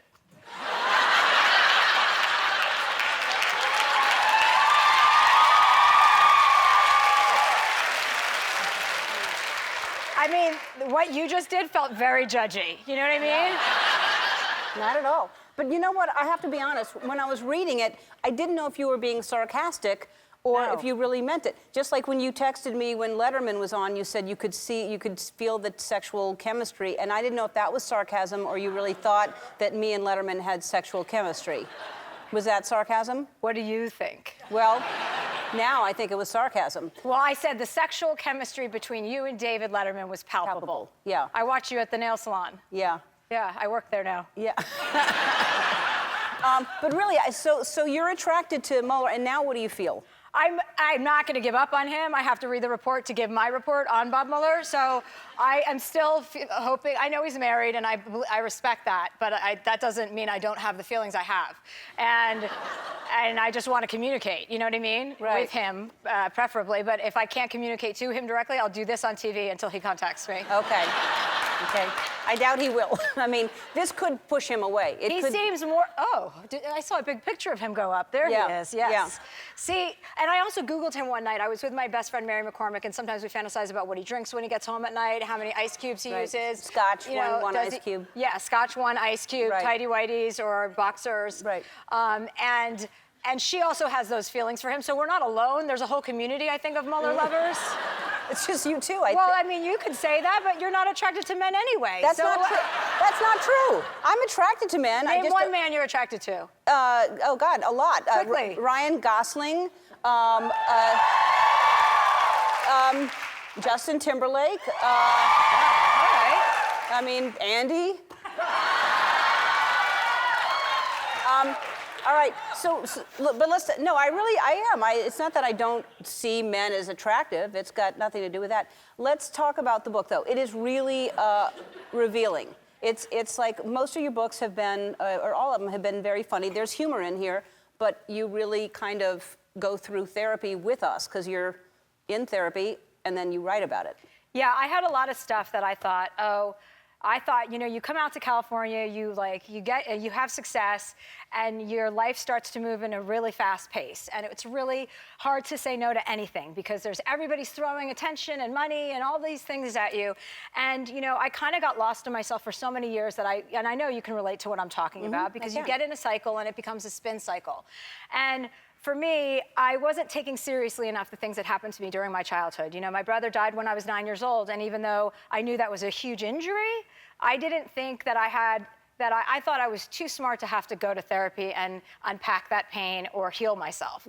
And I didn't want to. So I made false attempts throughout my life, like, I'm gonna go to a therapist, and then as soon as it started to get real, I would be like, yeah, I don't like this, or I don't like this vibe, because I wasn't comfortable with explaining to anybody or expressing to anybody that I am in pain, that I had a huge injury, that my brother said, I'm gonna come back and I'll never leave you with these people, meaning my parents, looked me in the eye, and that was the last time I ever saw him or trusted a man. Right. And it explains my entire existence and why I have this, you know, why I've been so loud and so deflecting of, you know, just moving so fast and not being in a relationship and being fiercely independent and I can do everything. I'm, you know, resilient. I'm just fierce.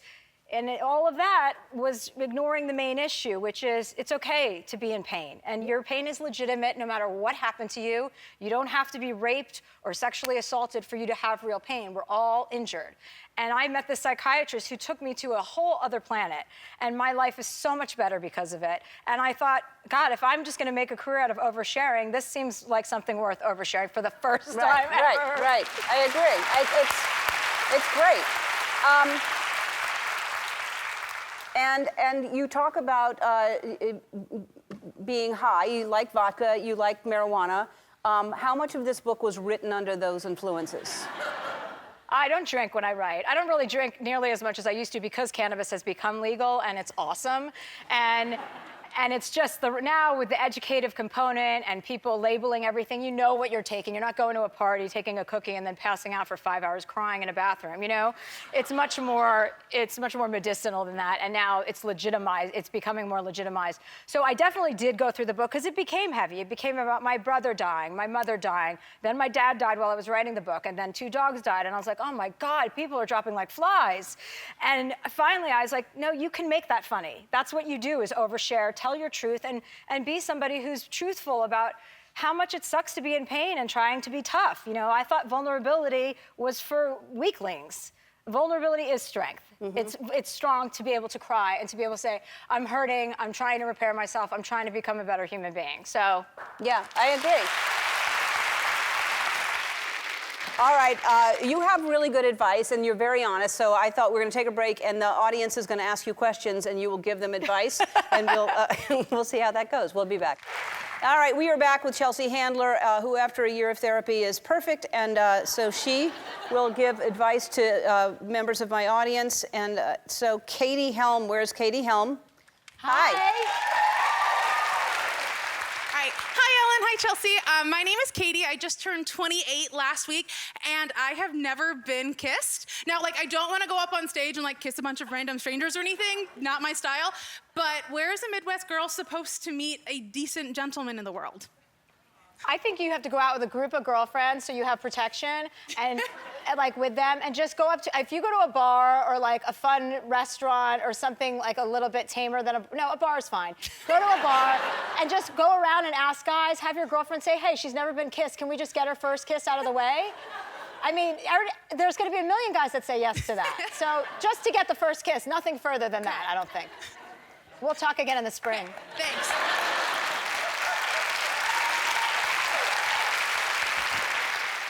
All right. Shanita Johnson. Hi, I'm so excited to be here. Okay, so my question is, I've been married to my husband for 21 years. We get along great. My issue is he pays his son's rent every month, $900, and when I want to take a trip, it's sometimes a problem. How do I handle this? Well, is he paying his son's rent with your money? No.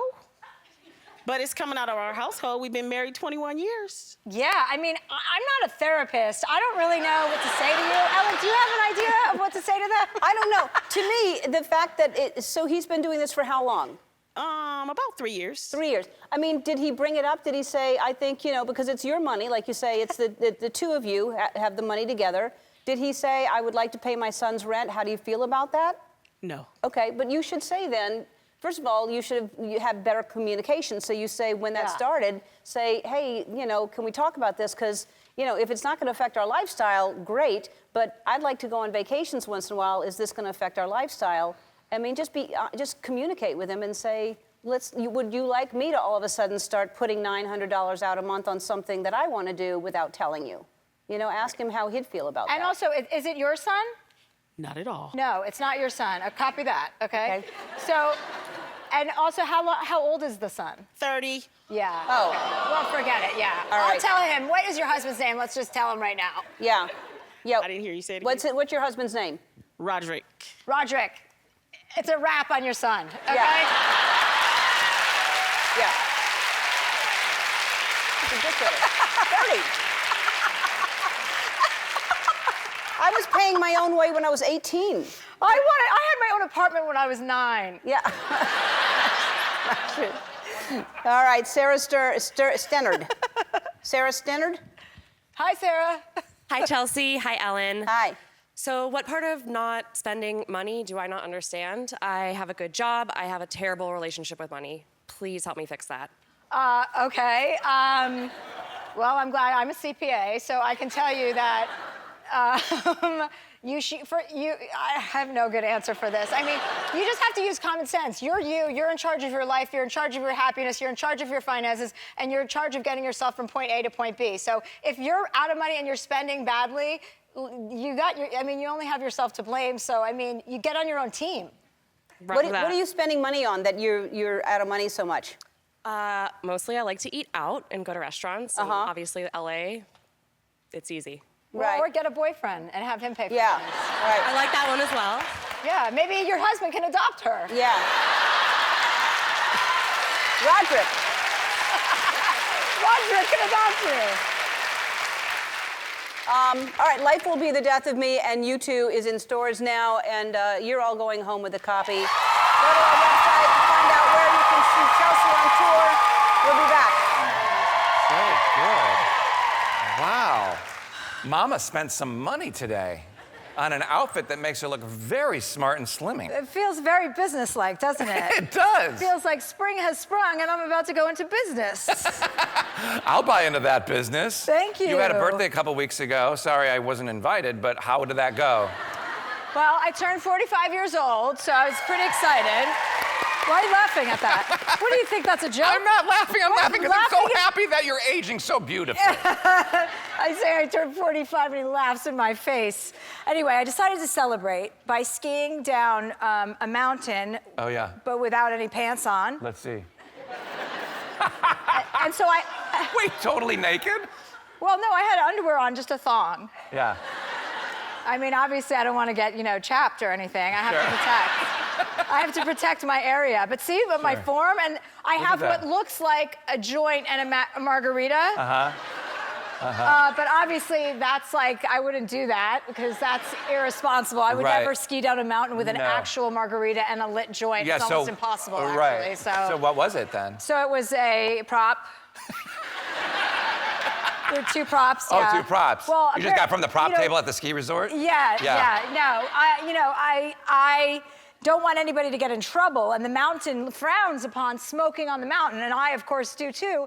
And so the people I was around, like my ski guide, this woman got in a lot of trouble. How could you let Chelsea ski down without any pants on, with a joint and margarita? Like, this is, and I felt bad because I didn't want to get her in trouble, and I always get people in trouble, you know? Right. But it's not her fault, because if I want to take my pants off with a margarita and a joint and ski down a mountain, then I'm gonna do it, and nobody's gonna stop me. Yeah, I love that. It's my birthday. Air high five.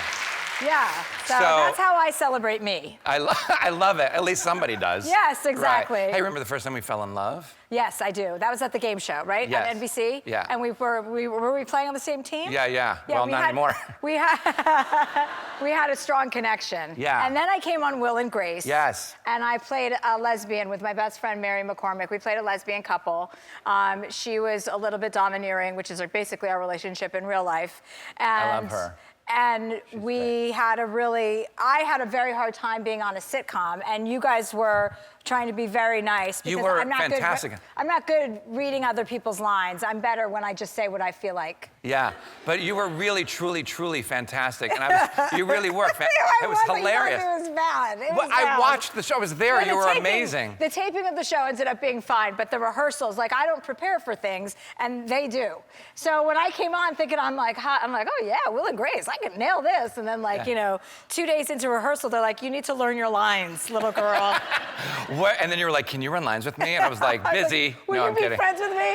Yeah, no, you were so sweet and so funny. And do you, have you ever played a lesbian in real life? I have played a lesbian in real life, You yes. have? Yeah, I went to college. Well, I didn't, but I acted like I did. Wait, you didn't go to college? I did not get accepted anywhere, no. What about now? Try now. I mean, I would probably get in now. I took my SATs. If you could ski there, you'd go. Yeah, if you could take college while you're skiing. Sure. So I didn't take school seriously. So no, I didn't go to college because I didn't apply to college. Yeah, well, it's good that this is a daytime show. So listen, Mary McCormick is posting PSAs on social media to help you find love. I'm just trying to cast a wide net, and she's encouraging me to spread that message that I'm available and ready for a relationship. So I'm saying it over and over and over again. Okay, so what kind of guy are you looking for? What do you look for in a guy? Like physical first? I want doesn't physical matter, ruggedness. brains? I like ruggedness to somebody who can pick me up and throw me around if I need that to happen. It's not like a requirement daily, but like in a situation, if we're in a jam and you need to pick me up, I need you to be able to do that. Well, I need to say something. I think one of your deepest, darkest secrets that nobody knows, and I do, is that you're an incredibly charitable, kind, sweet person, and you are gorgeous, and any man would be so lucky to have you. Well, thank you. Yeah, it's true. Well, I appreciate that. Unfortunately, that would mean a lot more coming from a straight man, so. Look I can pretend. I wear a lot of hats. Yeah. So I have some super exciting news that you're going to be returning to stand-up. Is that true? I am. I'm returning to stand-up. Amazing. Thank you. Thank you. Yeah, I'm loving it again. I mean, I'm in a whole new kind of phase of my life. So I'm like clear-headed, not boozing and drinking the way that I used to. So I'm like present and meditating and doing all the stuff I used to make fun of. And now I'm like, I'm not going on a silent retreat anytime soon, okay? I'm not that carried away, but I'm definitely like on the train to like self-help and self-betterment. And what made you want to stop doing stand-up in the first place? Oh, just being burnt out and doing too much of it and traveling all the time and not really appreciating the moment. And I didn't really feel like I had a message. I think now from my last book, it's about grief and death. And I'm like, if I can turn that into a stand-up special and make it funny to talk about those topics, then I have a message and I have something. So, if you're interested in seeing me, just follow me on one of my social media. Come over. Sean will tweet out the address in about 5 minutes. It's probably out there already, so just come over. But you do have two true loves of your life already. Bert and Bernice, you talking about my dogs? Yes. Yeah. How are they? What's new? Look at them. And that's like me holding them at gunpoint trying to take a picture, So Bert and Bernice are a brother and sister duo, and Bert is the Lion King in my mind. I love that. And Bernice likes to sleep out on the balcony, and she's aloof. So I'm working on Bert. So now he's trained to come up to my bed and sleep with me at night without a leash. So we're making progress. So if you do that to a man, you're all set. That's true. That's true, train Sean. I am all set. Thank you.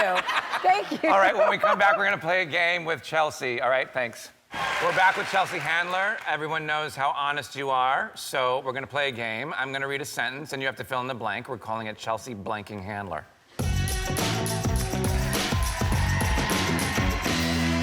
Okay, here we go. Ready? Yeah, I'm ready. Okay, well, calm down about it. Estoy lista is how you say it in España. I know you were trying to speak Spanish earlier. Okay, well, number one. The last celebrity to slide into my DMs was... Oh, last celebrity to slide into my DMs? I think Kristen Bell, because she was thanking me for posting something about Hello Bello or something, or hearted it. Isn't she the best? Yeah, she's pretty sunny. I would have to say, she's like a sunny delight. She comes from a really good place. Whoa. Yeah, wow. Wow, wow. Sounds like it's been a long week, Well, huh? it's been a long day, right? Yeah. Okay, number 2, if I were to name a strain of marijuana after my love life, it would be... Hit me, baby, one more time. Oh, my God. I'll take a puff of that. Number 3, sometimes I call my lady bits... Pikachu. But that's a family name, and it's just the area. It's not like the bits. It's just, that's your Pikachu for girls. And for boys, it's a Bachuki. A Bachuki. When we were growing up, if it was a little ding-dong, it was a Bachuki, and the other one was a Pikachu, and then, Tushy. So just very banal words because, I like it. I've taken it into adulthood, and I'm trying to spread that information. Well, there's no bigger platform than now. It's wonderful. Everybody write it down. You might think Pikachu has to do with Pokemon, but you're wrong. Pikachu. That's probably... It's like, hey, Pikachu, ding-dong, guess who's back? It's me again. Yeah, yeah. And did you think of those names? No, my parents did. Oh, that makes sense. If I were in art school and got to sculpt a male celebrity, it would be... A male celebrity? Well, I mean, not you. God, who would be a good male celebrity? Maybe Orlando Bloom? He would be a good sculpture, don't you think? Okay. He's so cute and he's fun. And now a natural follow-up question, why not me? Well, you're not my type. Okay. We're not, like I get it. I don't know what goes where. No, you don't. All right. The craziest place I've ever had sex is? Outside a cemetery. Yeah. Oh my God. In my defense, I was at a funeral. I'm just kidding. I wasn't at a funeral. Yes, I was. Well, listen, you woke the dead, I'm sure. Oh my God, is that true? Something happened in a cemetery. I don't know if it was full throttle, but yeah, something definitely went down there, and that's the first thing I thought of, so yes, I think so. Yeah, well, okay, well. The last illegal thing I did was, well, this could be an hour answer. Well, that's always, I'm always on the fence of illegal and legal. So I don't really know what the rules are, and I also have no boundaries of my own, so it's hard for me to respect others in terms of, rules and law. But I mean, as with everybody else, I'm learning that, you need to keep your hands to yourself and your comments most of the time. Wow. Yeah, you're hurting people's feelings when you're not thoughtful and you're not considerate. So I've been learning a lot about that recently, and it's kind of like, oh, what's going to happen to my personality? But it's fun to kind of combine the two. You can take your edge and you can take, the kindness and the gentleness and combine the two and just be a little bit better. Okay, just maybe shorter answers.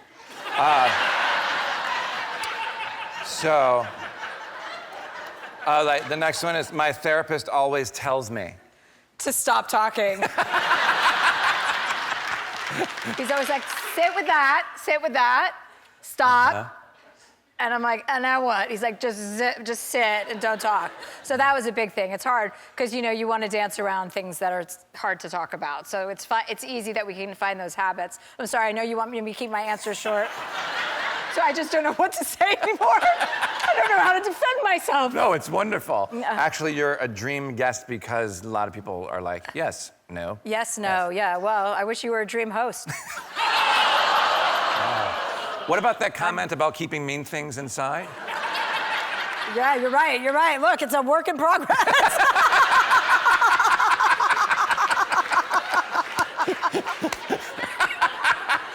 Okay. That's hilarious. All right.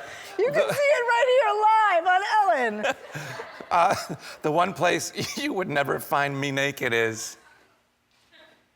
God. I mean, probably in the bath. I don't take baths, so that's the last place I'm going. That's hilarious. I don't take baths either. It's too much work. It's too hot. I don't like the heat. Okay, one more. I'm getting one more, and there's 18 Why left. don't I get to ask you any questions about yourself? Okay. That we stopped at the bottom one. Okay. Okay, someone who I think could benefit from taking an edible is... Oh my God. Oh, come on. I know. Honestly. This is why I'm the host. Okay, my answer to that is you. You would benefit from an edible. Next up, I wish people would stop asking me, Blank. if I'm sure that I don't want to be a mother. Oh, I thought we were, okay. Oh no, I went back to interviewing myself. I wish people would stop asking me to answer my own questions. Like, all right, anyway, I think we're done. Okay, if I were gay, well, hold sorry. on. We have number 11. This is the last one. If I were gay, I would like to go out with, oh God. Yeah, that's Kristen Bell? Sure, Kristen Bell. Okay, great. For more updates on Chelsea, you can head to chelseahandler.com. We'll be right back. I'm so glad you're here in the studio. Thanks for being here. Oh yeah, it's nice to do human-related things, right? Yeah. And see people-ish and just try and normalize what's going on or reintroduce ourselves. Yes, I'm all for it. Me too. So who were you in quarantine with during this time? I was in quarantine. I was at my house. My sister descended upon my house. She invaded my house, actually. She brought her 3 children with her. They're adult children. I take a lot of pride in not having children, as I think you do too. Sure. So I didn't expect that kind of blitzkrieg at my house. So I felt like I was under attack, and they stayed for 2 months. And then I had a series of vacations with my family over the course of the summer. And so I've had a lot of family time, and I'm good. You were able to go on vacation? I went to Maine, I went to the East Coast, I went to Martha's Vineyard, I shot my special in New York. Yes. So I went back east because it was getting crazy here. And then everyone tags along on trips and stuff. So I've had, I've hit my limit with family time. I think Christmas is gonna be solo this year. I think it's solo for a lot of people because you're not supposed to mingle with your family. So I think that's just, you don't even need to use that excuse. You can just say, we can't. Or I can tell them I'm Jewish, which I am. Yeah. As of now? There you go. Yeah, well, I've always been Jewish, but now I'm really going to lean in hard to that Judaism. Comes in handy right now. Yeah. Judaism comes in handy just when you think it won't. Yeah. Just when you think it won't. So you've been getting in shape, I understand, during this time. What have you been doing? Oh, is that a compliment? Yes, or you my look figure? great. Thank you. I've been working really well. I mean, with all this time, I was like, let me put it to good use. I've been reading a lot. I've been working on, being in shape and being healthy because I'm getting older now. I'm 45, so it's not a joke anymore, people. Okay? I had to buy reading glasses the other day at CVS. I went in to buy reading glasses, and I'm like, this is it. In broad daylight, this is me in decline. I have to accept that I have one eye where eyelashes don't grow anymore. I shaved my face the other day, and I've been doing that for about 2 years now, so I just want everyone to know. I also tried aftershave for the first time the other day. So these are all true things, and if you're a woman and you're aging, get ready, okay? Because it's gonna happen to you. And either I'm transitioning to become a male, and no one told me, or it's over, and I need to wrap things up. Wow. Have you really been shaving your face for a couple of years? Yeah, I shave all the blonde hairs on my face, but I noticed it's a good exfoliant. But when you have a furry face, I have a little bit of a furry face. Obviously, you're shaving. Yes. Yeah. Not with a male razor, not with a men's razor. I mean, razors aren't male or female; they're non-binary. But an eyebrow razor. It used to be for my eyebrows, and then one day I was in the mirror. I was like, whoa, what's this? And now I teach all my friends to shave. So I have a shaving society. Oh wow. I don't have a shaving society. No. I haven't found that I'm older than you, and I've not yet needed to shave my face. Well, some women get hairy faces and some women don't. Exactly. So you're lucky. Right. So, but you warned every woman out there aging that they're going to shave their faces. Just be on the lookout, ladies, okay? Just be on the lookout for random, you know what. You've all seen what I'm talking about. Whether it pops up on your leg or on your face, you need to get it. You do need to get it. It's rough out there. Yeah, I mean, it is. I understand. Are you dating? Do you have a boyfriend? The last time I was here, we talked about Robert Mueller. Right. I was having a mad crush on him, but that's old news now. I've moved on. I have a type. They're between 60 and 80 is my sweet spot. So right now I'm in my Andrew Cuomo phase, but I'm almost at the tail end of that because when Andrew Cuomo came on the scene during COVID, I mean, that was just like bananas. Yes. Like the Incredible Hulk, you know? Like a big Italian meatball just coming up like, you better wear a mask. I'm like, I will wear a mask. I'll wear a mask and then you'll wear a mask and then we can apex together. That's to him, not to you, Ellen. Okay, you Don't looked get at me and uncomfortable. said it. I know, sometimes I know you think I'm hitting on you and I'm just talking, you know, abstractly about an older man that I have a crush on. But I want to date. I do want to date. It's just very hard during COVID, you know. Right. You can't really go. I mean. Will you do a dating app? Yeah, I would do a dating app. I'm on a dating app called Raya, which is like, you know, supposed to be like inside entertainment. But I sometimes, you know, I got to hook up and I definitely want to have sex again. You do? Yeah, I had a guy come over the other night, a friend of a friend, and I met him outside of my backyard. I was doing a little shift change. I had a friend over for cocktails. She left, and then he came in my backyard, and I was giving him, you know, to see if he was appropriate for me. And we talked for a little bit, and when I was ready, I was like, okay, I could, you know, hook up with this guy. This could be a fun night. I just need to get some history, COVID history. I said, what is your COVID strategy? Like, how are you handling it? Safety measures? And he said, well, I wear a mask a lot, but I mean, I don't really believe it does anything. And I got up and laid into him for about 45 minutes about white male privilege. I was like, listen up, buddy. I go, are you a doctor? Are you a scientist? Only a white male privileged man would think that they know better than doctors and scientists. So frustrating. Oh. I mean, obviously, women can be like that too, but it is definitely with men right now. You're just like, why do you think you know something more? So I said, you know, go home and think about what you did. And then if you have a different approach next week, call me back and maybe we can make something happen. I see. Yeah, I haven't heard from him since. I see. All right. We're going to take a break, and we're going to come back and talk about your special, which is very funny and very revealing and raw, and it's great. We'll be back. We're back with Chelsea Handler, and the stand-up special is the first one in 6 years. It's called Evolution, and you talk about lots of different things, and you get very real about some things. One of the things that I really related to with you is your impatience problem. I have a big problem with impatience as well. And we showed a little bit of that clip about, but then you go further into that delivery of food. Yeah, I'm glad that, I mean, I think most people have I mean, not most people, but a lot of people have a lack of patience. And I had a severe case of it. I still have it, but now I have a toolkit. But I walked into my psychiatrist's office the first time I talked to him, and I was like, listen, I need patience. He said, what do you want to talk about? You know, I'm like, not my childhood, there's nothing to see there. I'm like, I just need to get more patience. I'm like, I have a quick temper, and I can turn on a dime. And I'm like, I need to be slower.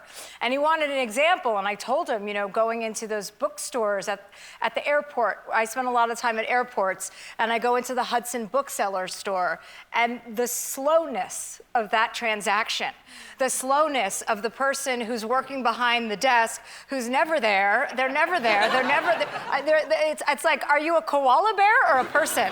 You know, they're like half asleep, they're half helping you. And I was telling him, and he goes, well, what do you do in this instance? And I said, I have to shoplift. And he said, well, you can't be serious. And he looked at me, and I was like, oh, no. I'm like, is that more white privilege?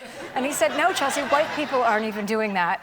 And I said, I don't shoplift. I wave the book up to the camera, and I'm like, hey, it's me, Chelsea Handler. I'm just going to put $40 on the shelf, and hopefully you guys find it before a shoplifter does. Yeah. It's. I think a lot of people have that problem, like you said, lack of patience. But and I'm working on mine as well. But I'm too impatient to wait for it to kick in. The thing is, you can cultivate it, and lack of patience is connected to empathy, and those two things are joined together, so you can cultivate empathy. Yes. When he told me I had no empathy, I was like, oh my God, like a Republican, you know? And then I said, how do I get it? Like, can I get an app? Is there an app to download? And he said, no, but don't worry, you can cultivate those things. So I'm with you on the patience. It's very challenging sometimes because you want things to be like this. Yeah. Well, that's how everything in my life I do that. So I expect everybody, which you can't expect everybody to be the same. I want to talk about your, you talk about losing your brother in the special, and you get really emotional, which, you know, I've heard you talk about it before, but I think maybe going to therapy has helped you really get in touch with your feelings more, because you got really emotional talking about your brother. Well, yeah, and thank you. I wanted to be real, you know? I like to be real. I like to air my dirty laundry. That's what I do. So I like to overshare, and this was a personal story that I just came to grips with, like, in my 40s. So to be able to share it on stage in the medium of stand-up, you know, I wanted to accomplish that feeling. Remember Steel Magnolias, that movie? And Julia Roberts' character dies, and Sally Field is so upset, and she's like, I just want to hit somebody, I just want to hit somebody. And Olympia Dukakis is like, here, hit Weezer, and throws her in there. And you go from this hysterical crying to this hysterical joy and laughter. And I really just love that moment, and I really wanted to be able to accomplish that in the form of stand-up. Yeah, and you did. It was great. It's really great. Thank you. So we're going to take a break again, because people we need to go to the bathroom. Yes, that's what they need to do. And then we'll be back. We're back with Chelsea Handler, and Chelsea is you have it's like a superpower where you can look at someone and know what type of a drug they need. Is that right? Yes, I'm a pharmacological intuit, is what my friends refer to me as. That is somebody who can tell by your body type and your personality. I do a short assessment. It takes about 3 to 5 minutes, at what you'll thrive on. Because some people aren't built for drugs and alcohol. I believe that I am. I believe that I'm built for the apocalypse, which, by the way, we're in right now. But I like to help people, and I've, you know, with cannabis, the legalization of cannabis in the state of California in the last 5 years, well, it feels like 5 years. It's only been, I think, 2. But there's an educative component that has been missing this whole time. So now you know what you're taking. You don't have to take a cookie and end up 8 hours later, you know, on a bus going somewhere that you don't know about. You can just have a little micro dose. It's like 2.5 milligrams or 5 milligrams. Or if you're a beginner, I know you don't like weed, right? I don't like pot, no. Okay, but I brought you something. Can you guys bring out that cannabis I brought? These are chocolate-covered blueberries. You're gonna love them. Oh, look at you, how cute. Let me just take a couple before I give them to you. These are 5 milligrams, okay? I didn't touch them. They're COVID-free. Not that I have COVID, and I'll take the rest. No, just kidding. These are, they're a winner. If you're home at night with Portia and you just want to chill out and test it out, be in a safe environment the first night you test it out, and you take one, and you will giggle and laugh, and it will take the edge off. I promise you, Ellen. If you're scared, take a half. I'll take a whole right now. Okay. I'll wait and see. So this is basically to make you just like a glass of wine. Yes, like a little bit, yeah, just to sound down the edges, you know? Yeah. Like a little giggly, a little more fun, and yeah, all of a sudden you're watching your pets and you're laughing. And you're like, oh my God, that's funny, and then you're like, oh no, I'm stoned. You know, that kind of thing.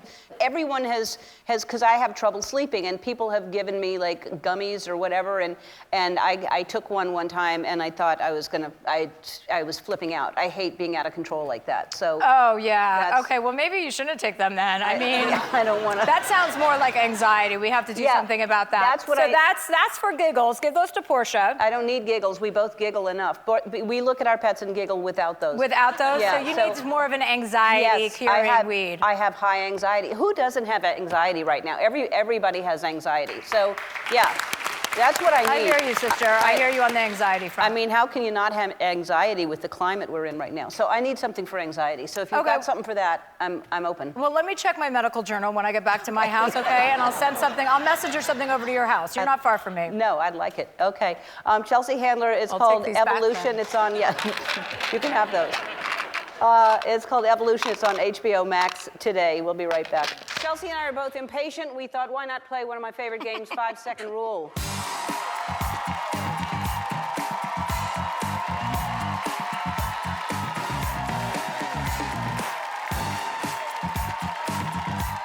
Twitch will read a category. You'll have 5 seconds to name 3 things in the category, and then hit the buzzer to stop the clock.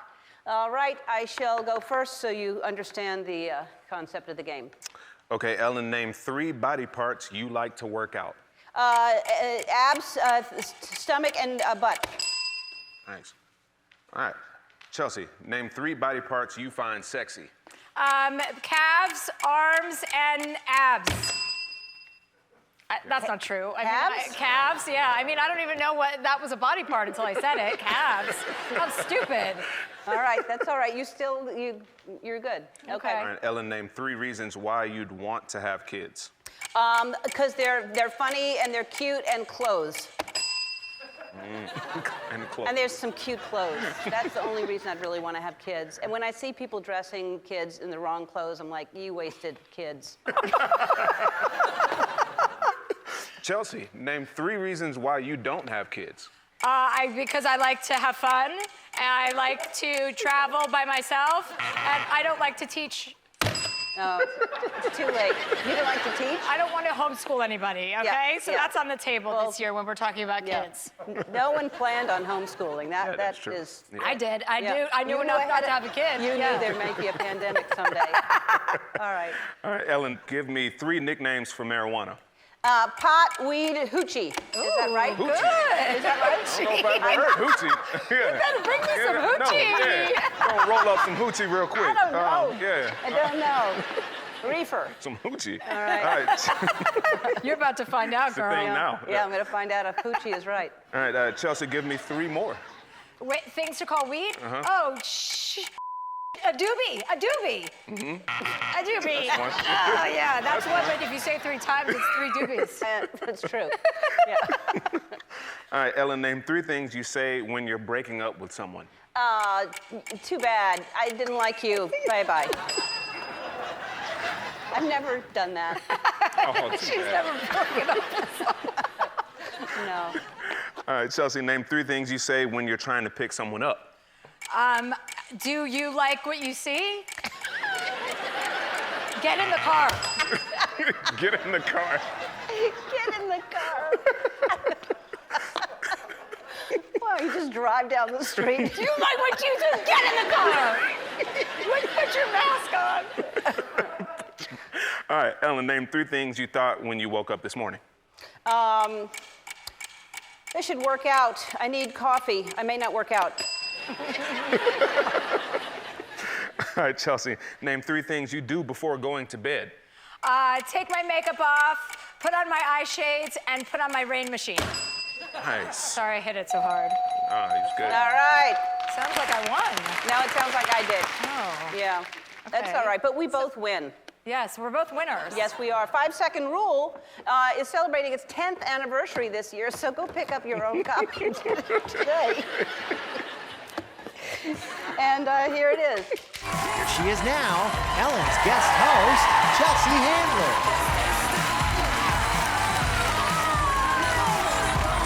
Hi, everybody! Thank you. Thanks for having me, everybody. Welcome to the Ellen DeGeneres Show. I'm Ellen's guest host, Chelsea Handler. I'm pretty excited to be hosting for Ellen today. When she asked me to do it, I of course said yes, but it wasn't because she's my friend. It was because I was on mushrooms and wanted her to stop talking. Now, a lot of you are probably familiar with me from my own late night talk shows, or my books, or my stand-up specials, including my latest one on HBO Max. It's called Evolution. There I am, wearing white because I'm a virgin. Most recently, I started a new podcast called Dear Chelsea, where people call or write in with their problems, and then I give them my advice. Marital advice, parenting advice, legal advice, all the areas in which I have no experience in. To be clear, I'm not licensed to give anyone professional advice, and I have no medical degrees. But neither of those things has stopped me from doing it my entire life. So today, I thought I could answer some audience questions.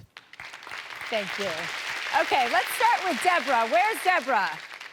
Right here. Okay, hi, Deborah. Hi, what's your question?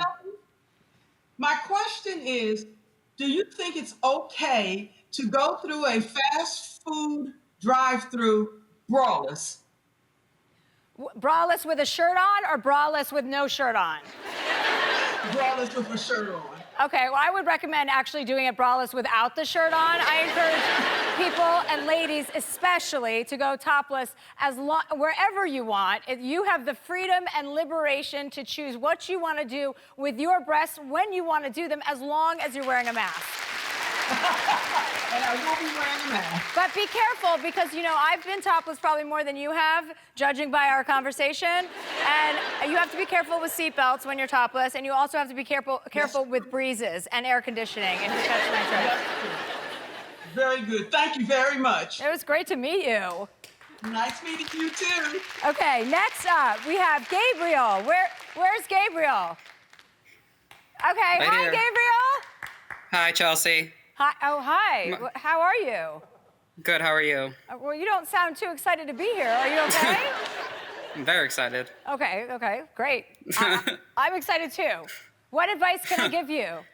My question is, my father recently just got engaged to his mistress, and I was wondering what's the appropriate gift to give him, considering he's still married to my mother. Which U.S. senator is your father? Good question. I mean, I would go to a candle or a meaningless gift. Actually, you know what? Don't even get him a gift. I mean, it is so disappointing to constantly repeat this, but men are so stupid. Maybe, oh, you know what a good gift is? I went to IKEA the other day and they have those little Swedish meatballs. Those are fun. Throw some at him. Okay, that sounds great. Okay, great. Nice to meet you. Nice to meet you too, thank you. Okay, where is Tiffany? She's next. Tiffany. Hi. What can I help you with, Tiffany? I have a question about lady maintenance. Do we shave or not?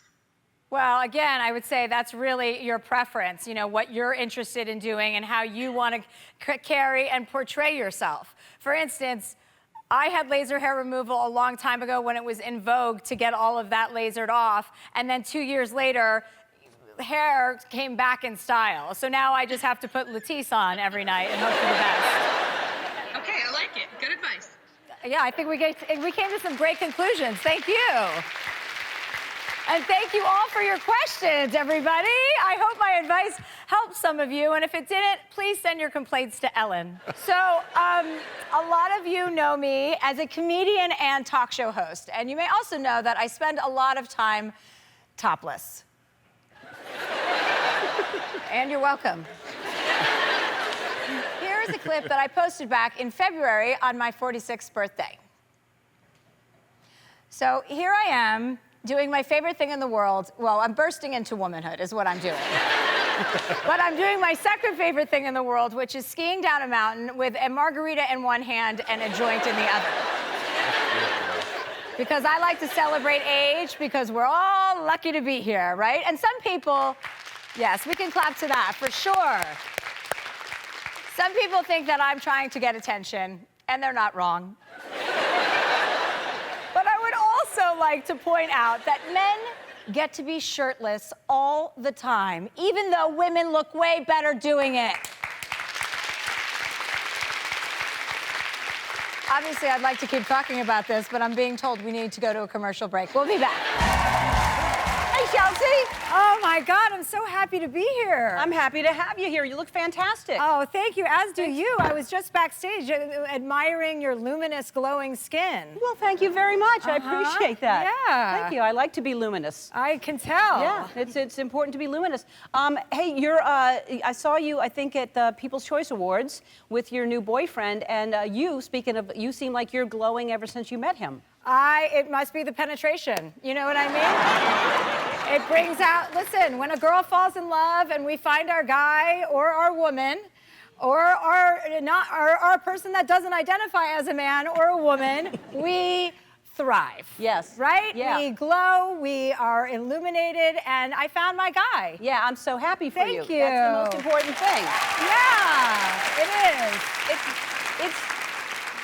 I mean, I say it all the time, but it is the only thing that matters is love. And then everything else just is, but love is the only thing that matters. Yeah, and you know what's nice about my guy? He reminds me a lot of my mother, and not in a sexual way, but there are a lot of elements that I didn't realize I was missing, because my mom she passed away a long time ago, but there are a lot of elements in my life that I didn't know were, missing, and he kind of brings those back, and he cares for me like my mother cared for me, and it's so sweet that I'm like, are you my mother?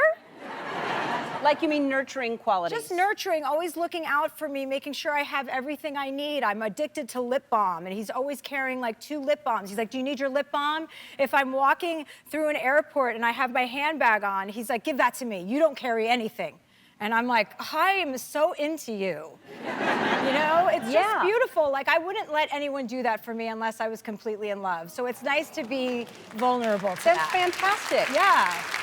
Because, I mean, you're obviously, you've had a tough life, and you're very strong, and you've been in control of everything, and sometimes it's hard. You have to be at the right place in your life to be able to receive that, and the fact that you are, and you're allowing that to happen, is a beautiful thing. So It's empowering to finally let it down and be like, okay, I'm in love with someone. I can act like I'm in love. I don't have to pretend like I hate every man anymore. Right. So is that gone from your act now? You're not? No, I still hate a lot of guys, but but minority men are easier just to get along with in general, you know? Yeah. Is that true? Well, yeah, they're just not as entitled as white men. Yeah. Not all white men. White men over a certain age mostly have the problem. Just kind of coming to grips with where we are as women, saying, hey, we want equality. And they're like, but why? Well, because it's time, and because we're over it, you know? So, like, don't ask any questions. Yeah. Don't ask any questions. Don't argue with us anymore. We're tired, and we've had it. And what are you learning from him? Because that's the beautiful thing too. When you finally meet somebody that challenges you and that is sort of a mirror for you, you learn from each other. Well, I mean, I'm not learning how to cook from him, because he talks a big game about all these Filipino, my husband, whoopsie doodle. Wow. He's my boyfriend. Wow. Oh my God, I've never let that slip out. I mean, I've never even said the word husband. We're not married. But he talks a big game about how he's just great in the kitchen. Like, he thinks he's a Filipino wizard chef. And so far, he hasn't been able to even cook rice for me. So we do a bunch of cooking segments on my Instagram account and his, and every recipe he's made has been a disaster. And I'm not very good in the kitchen, but I now know that somebody is worse than me. That's a shame, but It is a shame. Because he thinks he can cook. Well, he thinks he can. He'll be like, oh, I'll make you chicken adobo, and then he can't make it. And, I've made him a bagel. I once made him a bagel in a skillet because I couldn't find the toaster. I was in a rental house, and it was hidden. And I said, how do you want your bagel? Like, medium rare, what's your, And he was like, what are you talking about? I'm like, I have a special recipe I do. So I heated up a skillet, and I cooked him a bagel, sauteed it in the skillet, and it was so delicious. He was like, is this a secret Jewish recipe? Because I'm Jewish. I was like, yeah, sure, whatever. And then he wanted another one. And I was like, obviously, I'm killing it, and you can't even cook rice. Wow. Now we've all learned something, that you can make a bagel in the skillet, and you can have it medium or medium rare. Or medium rare. Or medium well done. It's just like a burger, everybody.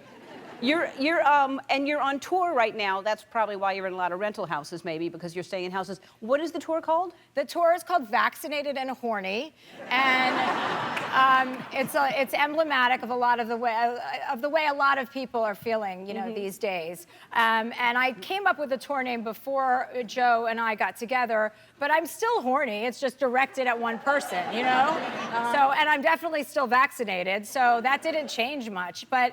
Yeah, it's been amazing to be on tour. I mean, winning the People's Choice Award, being nominated for a Grammy, I'm like, oh, I guess I should have been taking this stand-up stuff more seriously a long time ago. I used to perform and think it was like a party for myself, I'd get drunk and go on stage and be like, oh, that was fun. And then I was like, well, maybe that's not what your audience is looking for. Like, it's actually a professional obligation. So I started really, I kind of got myself really together and focused for this, and it's paying off. It sure really is. Nice. I mean, a Grammy nomination. Congratulations. And yeah. We're going to take a break. We'll be back. We are back with Chelsea Handler, and so now you have your book is being turned into a show that I assume you're producing and you're starring in. Yeah, Life Will Be the Death of Me. It's going to be kind of like a Curb Your Enthusiasm, my foray into therapy, you know, like 5 steps forward and then 18 steps back. Yeah. You know how that works? Yes, but it's a great idea, and I mean, the book was great, but now that it's going to be turned into a show, do you know where it is yet, where it's going to air? Well, it's Peacock. We're at Peacock, and yeah, I'm really excited. I've never played myself, but I feel like I'm ready to, and I don't know who else could play that part in the role. You know, it's just so personal. It's all about just exposing the most embarrassing things about yourself, you know, and really thinking, you know, trying really hard to meditate when you don't understand what the concept is, you know, and then thinking, every day when you hear new information, I remember going to therapy being like, I'm fixed. He just explained to me what my problem is, you know, and then you walk outside and get into a fight with a parking lot attendant. You're like, okay, well, that didn't work out either, so. Yeah, it's an ongoing thing. It is. Yeah, learning about yourself. That's fantastic. I like the idea.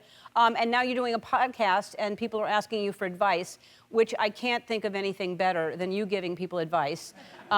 What is the weirdest thing someone's asked you? The podcast is called Dear Chelsea, and I guess the strangest question, breastfeeding advice. That was an interesting one. Someone called in to ask me about her nipples hurting during breastfeeding, and I was like, do you know anything about me? Like, I mean, if I had to remove my nipples in order to prevent me ever having to breastfeed, I would have done that. You know, like, I couldn't talk more about not ever wanting to have children or a family or anything. So that was strange, and I do get some parenting questions, which are really funny, but I do feel like I can give parenting advice because I have so many friends, and in LA, you see how kids operate. I know what's up. The lack of eye contact around the world is dangerous right now. Yeah. You know, people walking down the street doing your phone. My therapist once said to me, he's like, if you're walking and texting, you're doing one of those things poorly. And I was like, oh, you know, interesting. Yeah. That's all I do is 8 things at the same time. So it's interesting to think about it and like our lack of, I mean, we're a dying breed. I was born when there was no internet. So like, my generation and up, which includes you, sweetheart, are wrapped up. Like, they don't need us for any information. It's all available online. So everybody above 40 is going to be extinct. I know.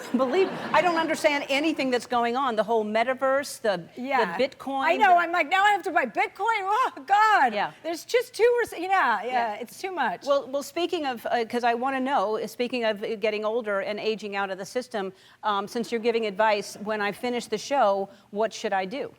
Well, I would say date a Filipino man, but you're not going to do that. I definitely think you should up the cannabis use. Like, you should really ease into the next phase of your life. There's 0 right now. I know, and that's what I mean when I say up it. Okay. All right, so start with that, and then, you know, I mean, I would say get into, but you've been golfing. I would say get into skiing, because that's my thing. But skiing might not be your thing. Yeah, I'm too old to start You like more balmy weather, I right? like warm weather sports. Yeah, yes. and so, but just as long as you have some hobbies, skiing is my only hobby. I realize, I mean, I don't like to cook or clean or... Pickleball, have you tried that yet? I've tried pickleball, I've been playing pickleball. Pickleball is really fun. I'm obsessed with pickleball. That's fun. Yeah. So yeah, that's what I'll do all day long, every day. I'll play pickleball. Yeah, I like activities where you can have a cocktail and continue to do that activity, right? Yeah. Pickleball is a good example of that. Golf is a good example. Skiing. You know, I like to blend all the things that make me happy. I see, with drinking involved. Well, yeah, just a touch. Yeah, I see. Just a little bit of a margarita juice boost in the middle of the afternoon. I understand. All right. You know what I mean? Hey, when we come back, we're going to play Burning Questions with Chelsea. We'll be back. We're back with Chelsea Handler, and you've been on the show many, many times. We've never played Burning Questions, so we're going to play Burning Questions now. I'll ask a question, and then you'll answer, and immediately following that answer, you'll hit your button. Okay, usually it goes the other way around, no? Yeah, well, we're different here. All right. Besides skiing, bathing, and making love, name 3 things you do naked. Baking, sewing, and ironing. You don't do any of those things. You didn't say they had to be true. Okay, all right. Basically, what you're saying is you're naked all the time. I am naked a lot, and I enjoy that, and we all know it. Right. Like, you're naked, like, running around the house all the time. Does your housekeeper see you naked? Yeah, she's been in the shower with me before. I've been in the shower with you before. Yeah. We've been in the shower naked together, except she kept her clothes on, party pooper. Yeah. All right. What is your favorite nickname for your lady bits? Pikachu. Yeah, it's Pikachu. This was before Pokemon, by the way. I had that name way before Pokemon came on the scene. It's a family name. It's a family name. It's been passed down. Your mother had a Pikachu. We all had, girls had Pikachus and boys had Bachukis in our house. So we just, and I spell it differently than Pokemon as well. Okay, good to know if I'm writing it down in a letter. Name something you can use vodka for other than drinking. Getting water out of your ear. This is true, everybody. As soon as you have water in your ear, you pour vodka in, it sizzles and it evaporates. I've done it. It's on my Instagram page. You can check it out for verification. How did you learn that? I think I just spilled vodka in my ear one night. I mean, it was a happy accident. Wow, that's really a drinking problem when you're. What nicknames do you and Joe have for each other? I call Joe Buddha. I call everyone Buddha. Like my nieces, my nephews, my dogs are called Buddha. Anything that I want to squeeze and rub is Buddha. So Joe falls into that category, and it must make him feel very special that there are 8 other people I call that. Yeah. And what's the most unusual place that you've had sex? This is going to be good. This was a cemetery. Was the most unusual. This was when I was younger, and yeah, that was actually one of the first places I had sex was a cemetery. You know, it wasn't my finest hour. I had a mad crush on this guy. His name was Jesse. Luckily, I can't remember his last name because that'll get us into trouble anyway. And I was in Martha's Vineyard. My parents had a summer house there, and I was so in love with him. And he said, meet me in the cemetery. And I was like, sure, whatever you say. And that's how that happened. That was the first time you had sex? Not the first time, no. It was one of the first times. I see. One of my first sexual experiences. Needless to say, you know, I haven't spoken to him since. Needless to say, yes. All right, what's the worst thing Joe could give you on Valentine's Day? Anything, really. I mean, I just don't want anything on Valentine's Day. No. No, I don't like fake holidays. Right. You know, I want flowers and roses all the time surprising Just me for no throughout reason. the year. Yeah. And I don't want you to do something special on a day. Yeah, no. I agree. Yeah. Yeah. But I would take a dog on any day of the year, just in case he's watching. How many do you have now? I have 2 dogs, but they've already transitioned into being, they think my housekeeper is their birth mother and that I am some au pair that comes sauntering through the house every 3 weeks. So I've already written them off that they belong to her. At some point, she's gonna take them for good. And that's her plan, I can see it. And so I'm just preparing for when that happens. Because you're touring all the time, you're not home. Yeah. Anyway, if you had to commit a crime like rob a bank, which of your girlfriends would you ask to help? Oh, God, I would have to get, which of my girlfriends? I mean, J-Lo, I guess, because she's a distraction, you know? Like a decoy, you know? Okay, you she'd be just the put her decoy. over there, and then I guess Leah Remini, while we're talking about J-Lo, that's that group. So Leah Remini would be good with the bullying factor. With the gun. Like, like scaring people. Yeah. And then I would get the money. And who would drive the car? I guess Joe Coy. Joe Coy's the best driver that I know. Oh, good. All right. Well, Joe's in there then. All right. Hey, everybody, you can go to chelseahandler.com to find out how you can get tickets to her Vaccinated and Horny tour. We'll be right back.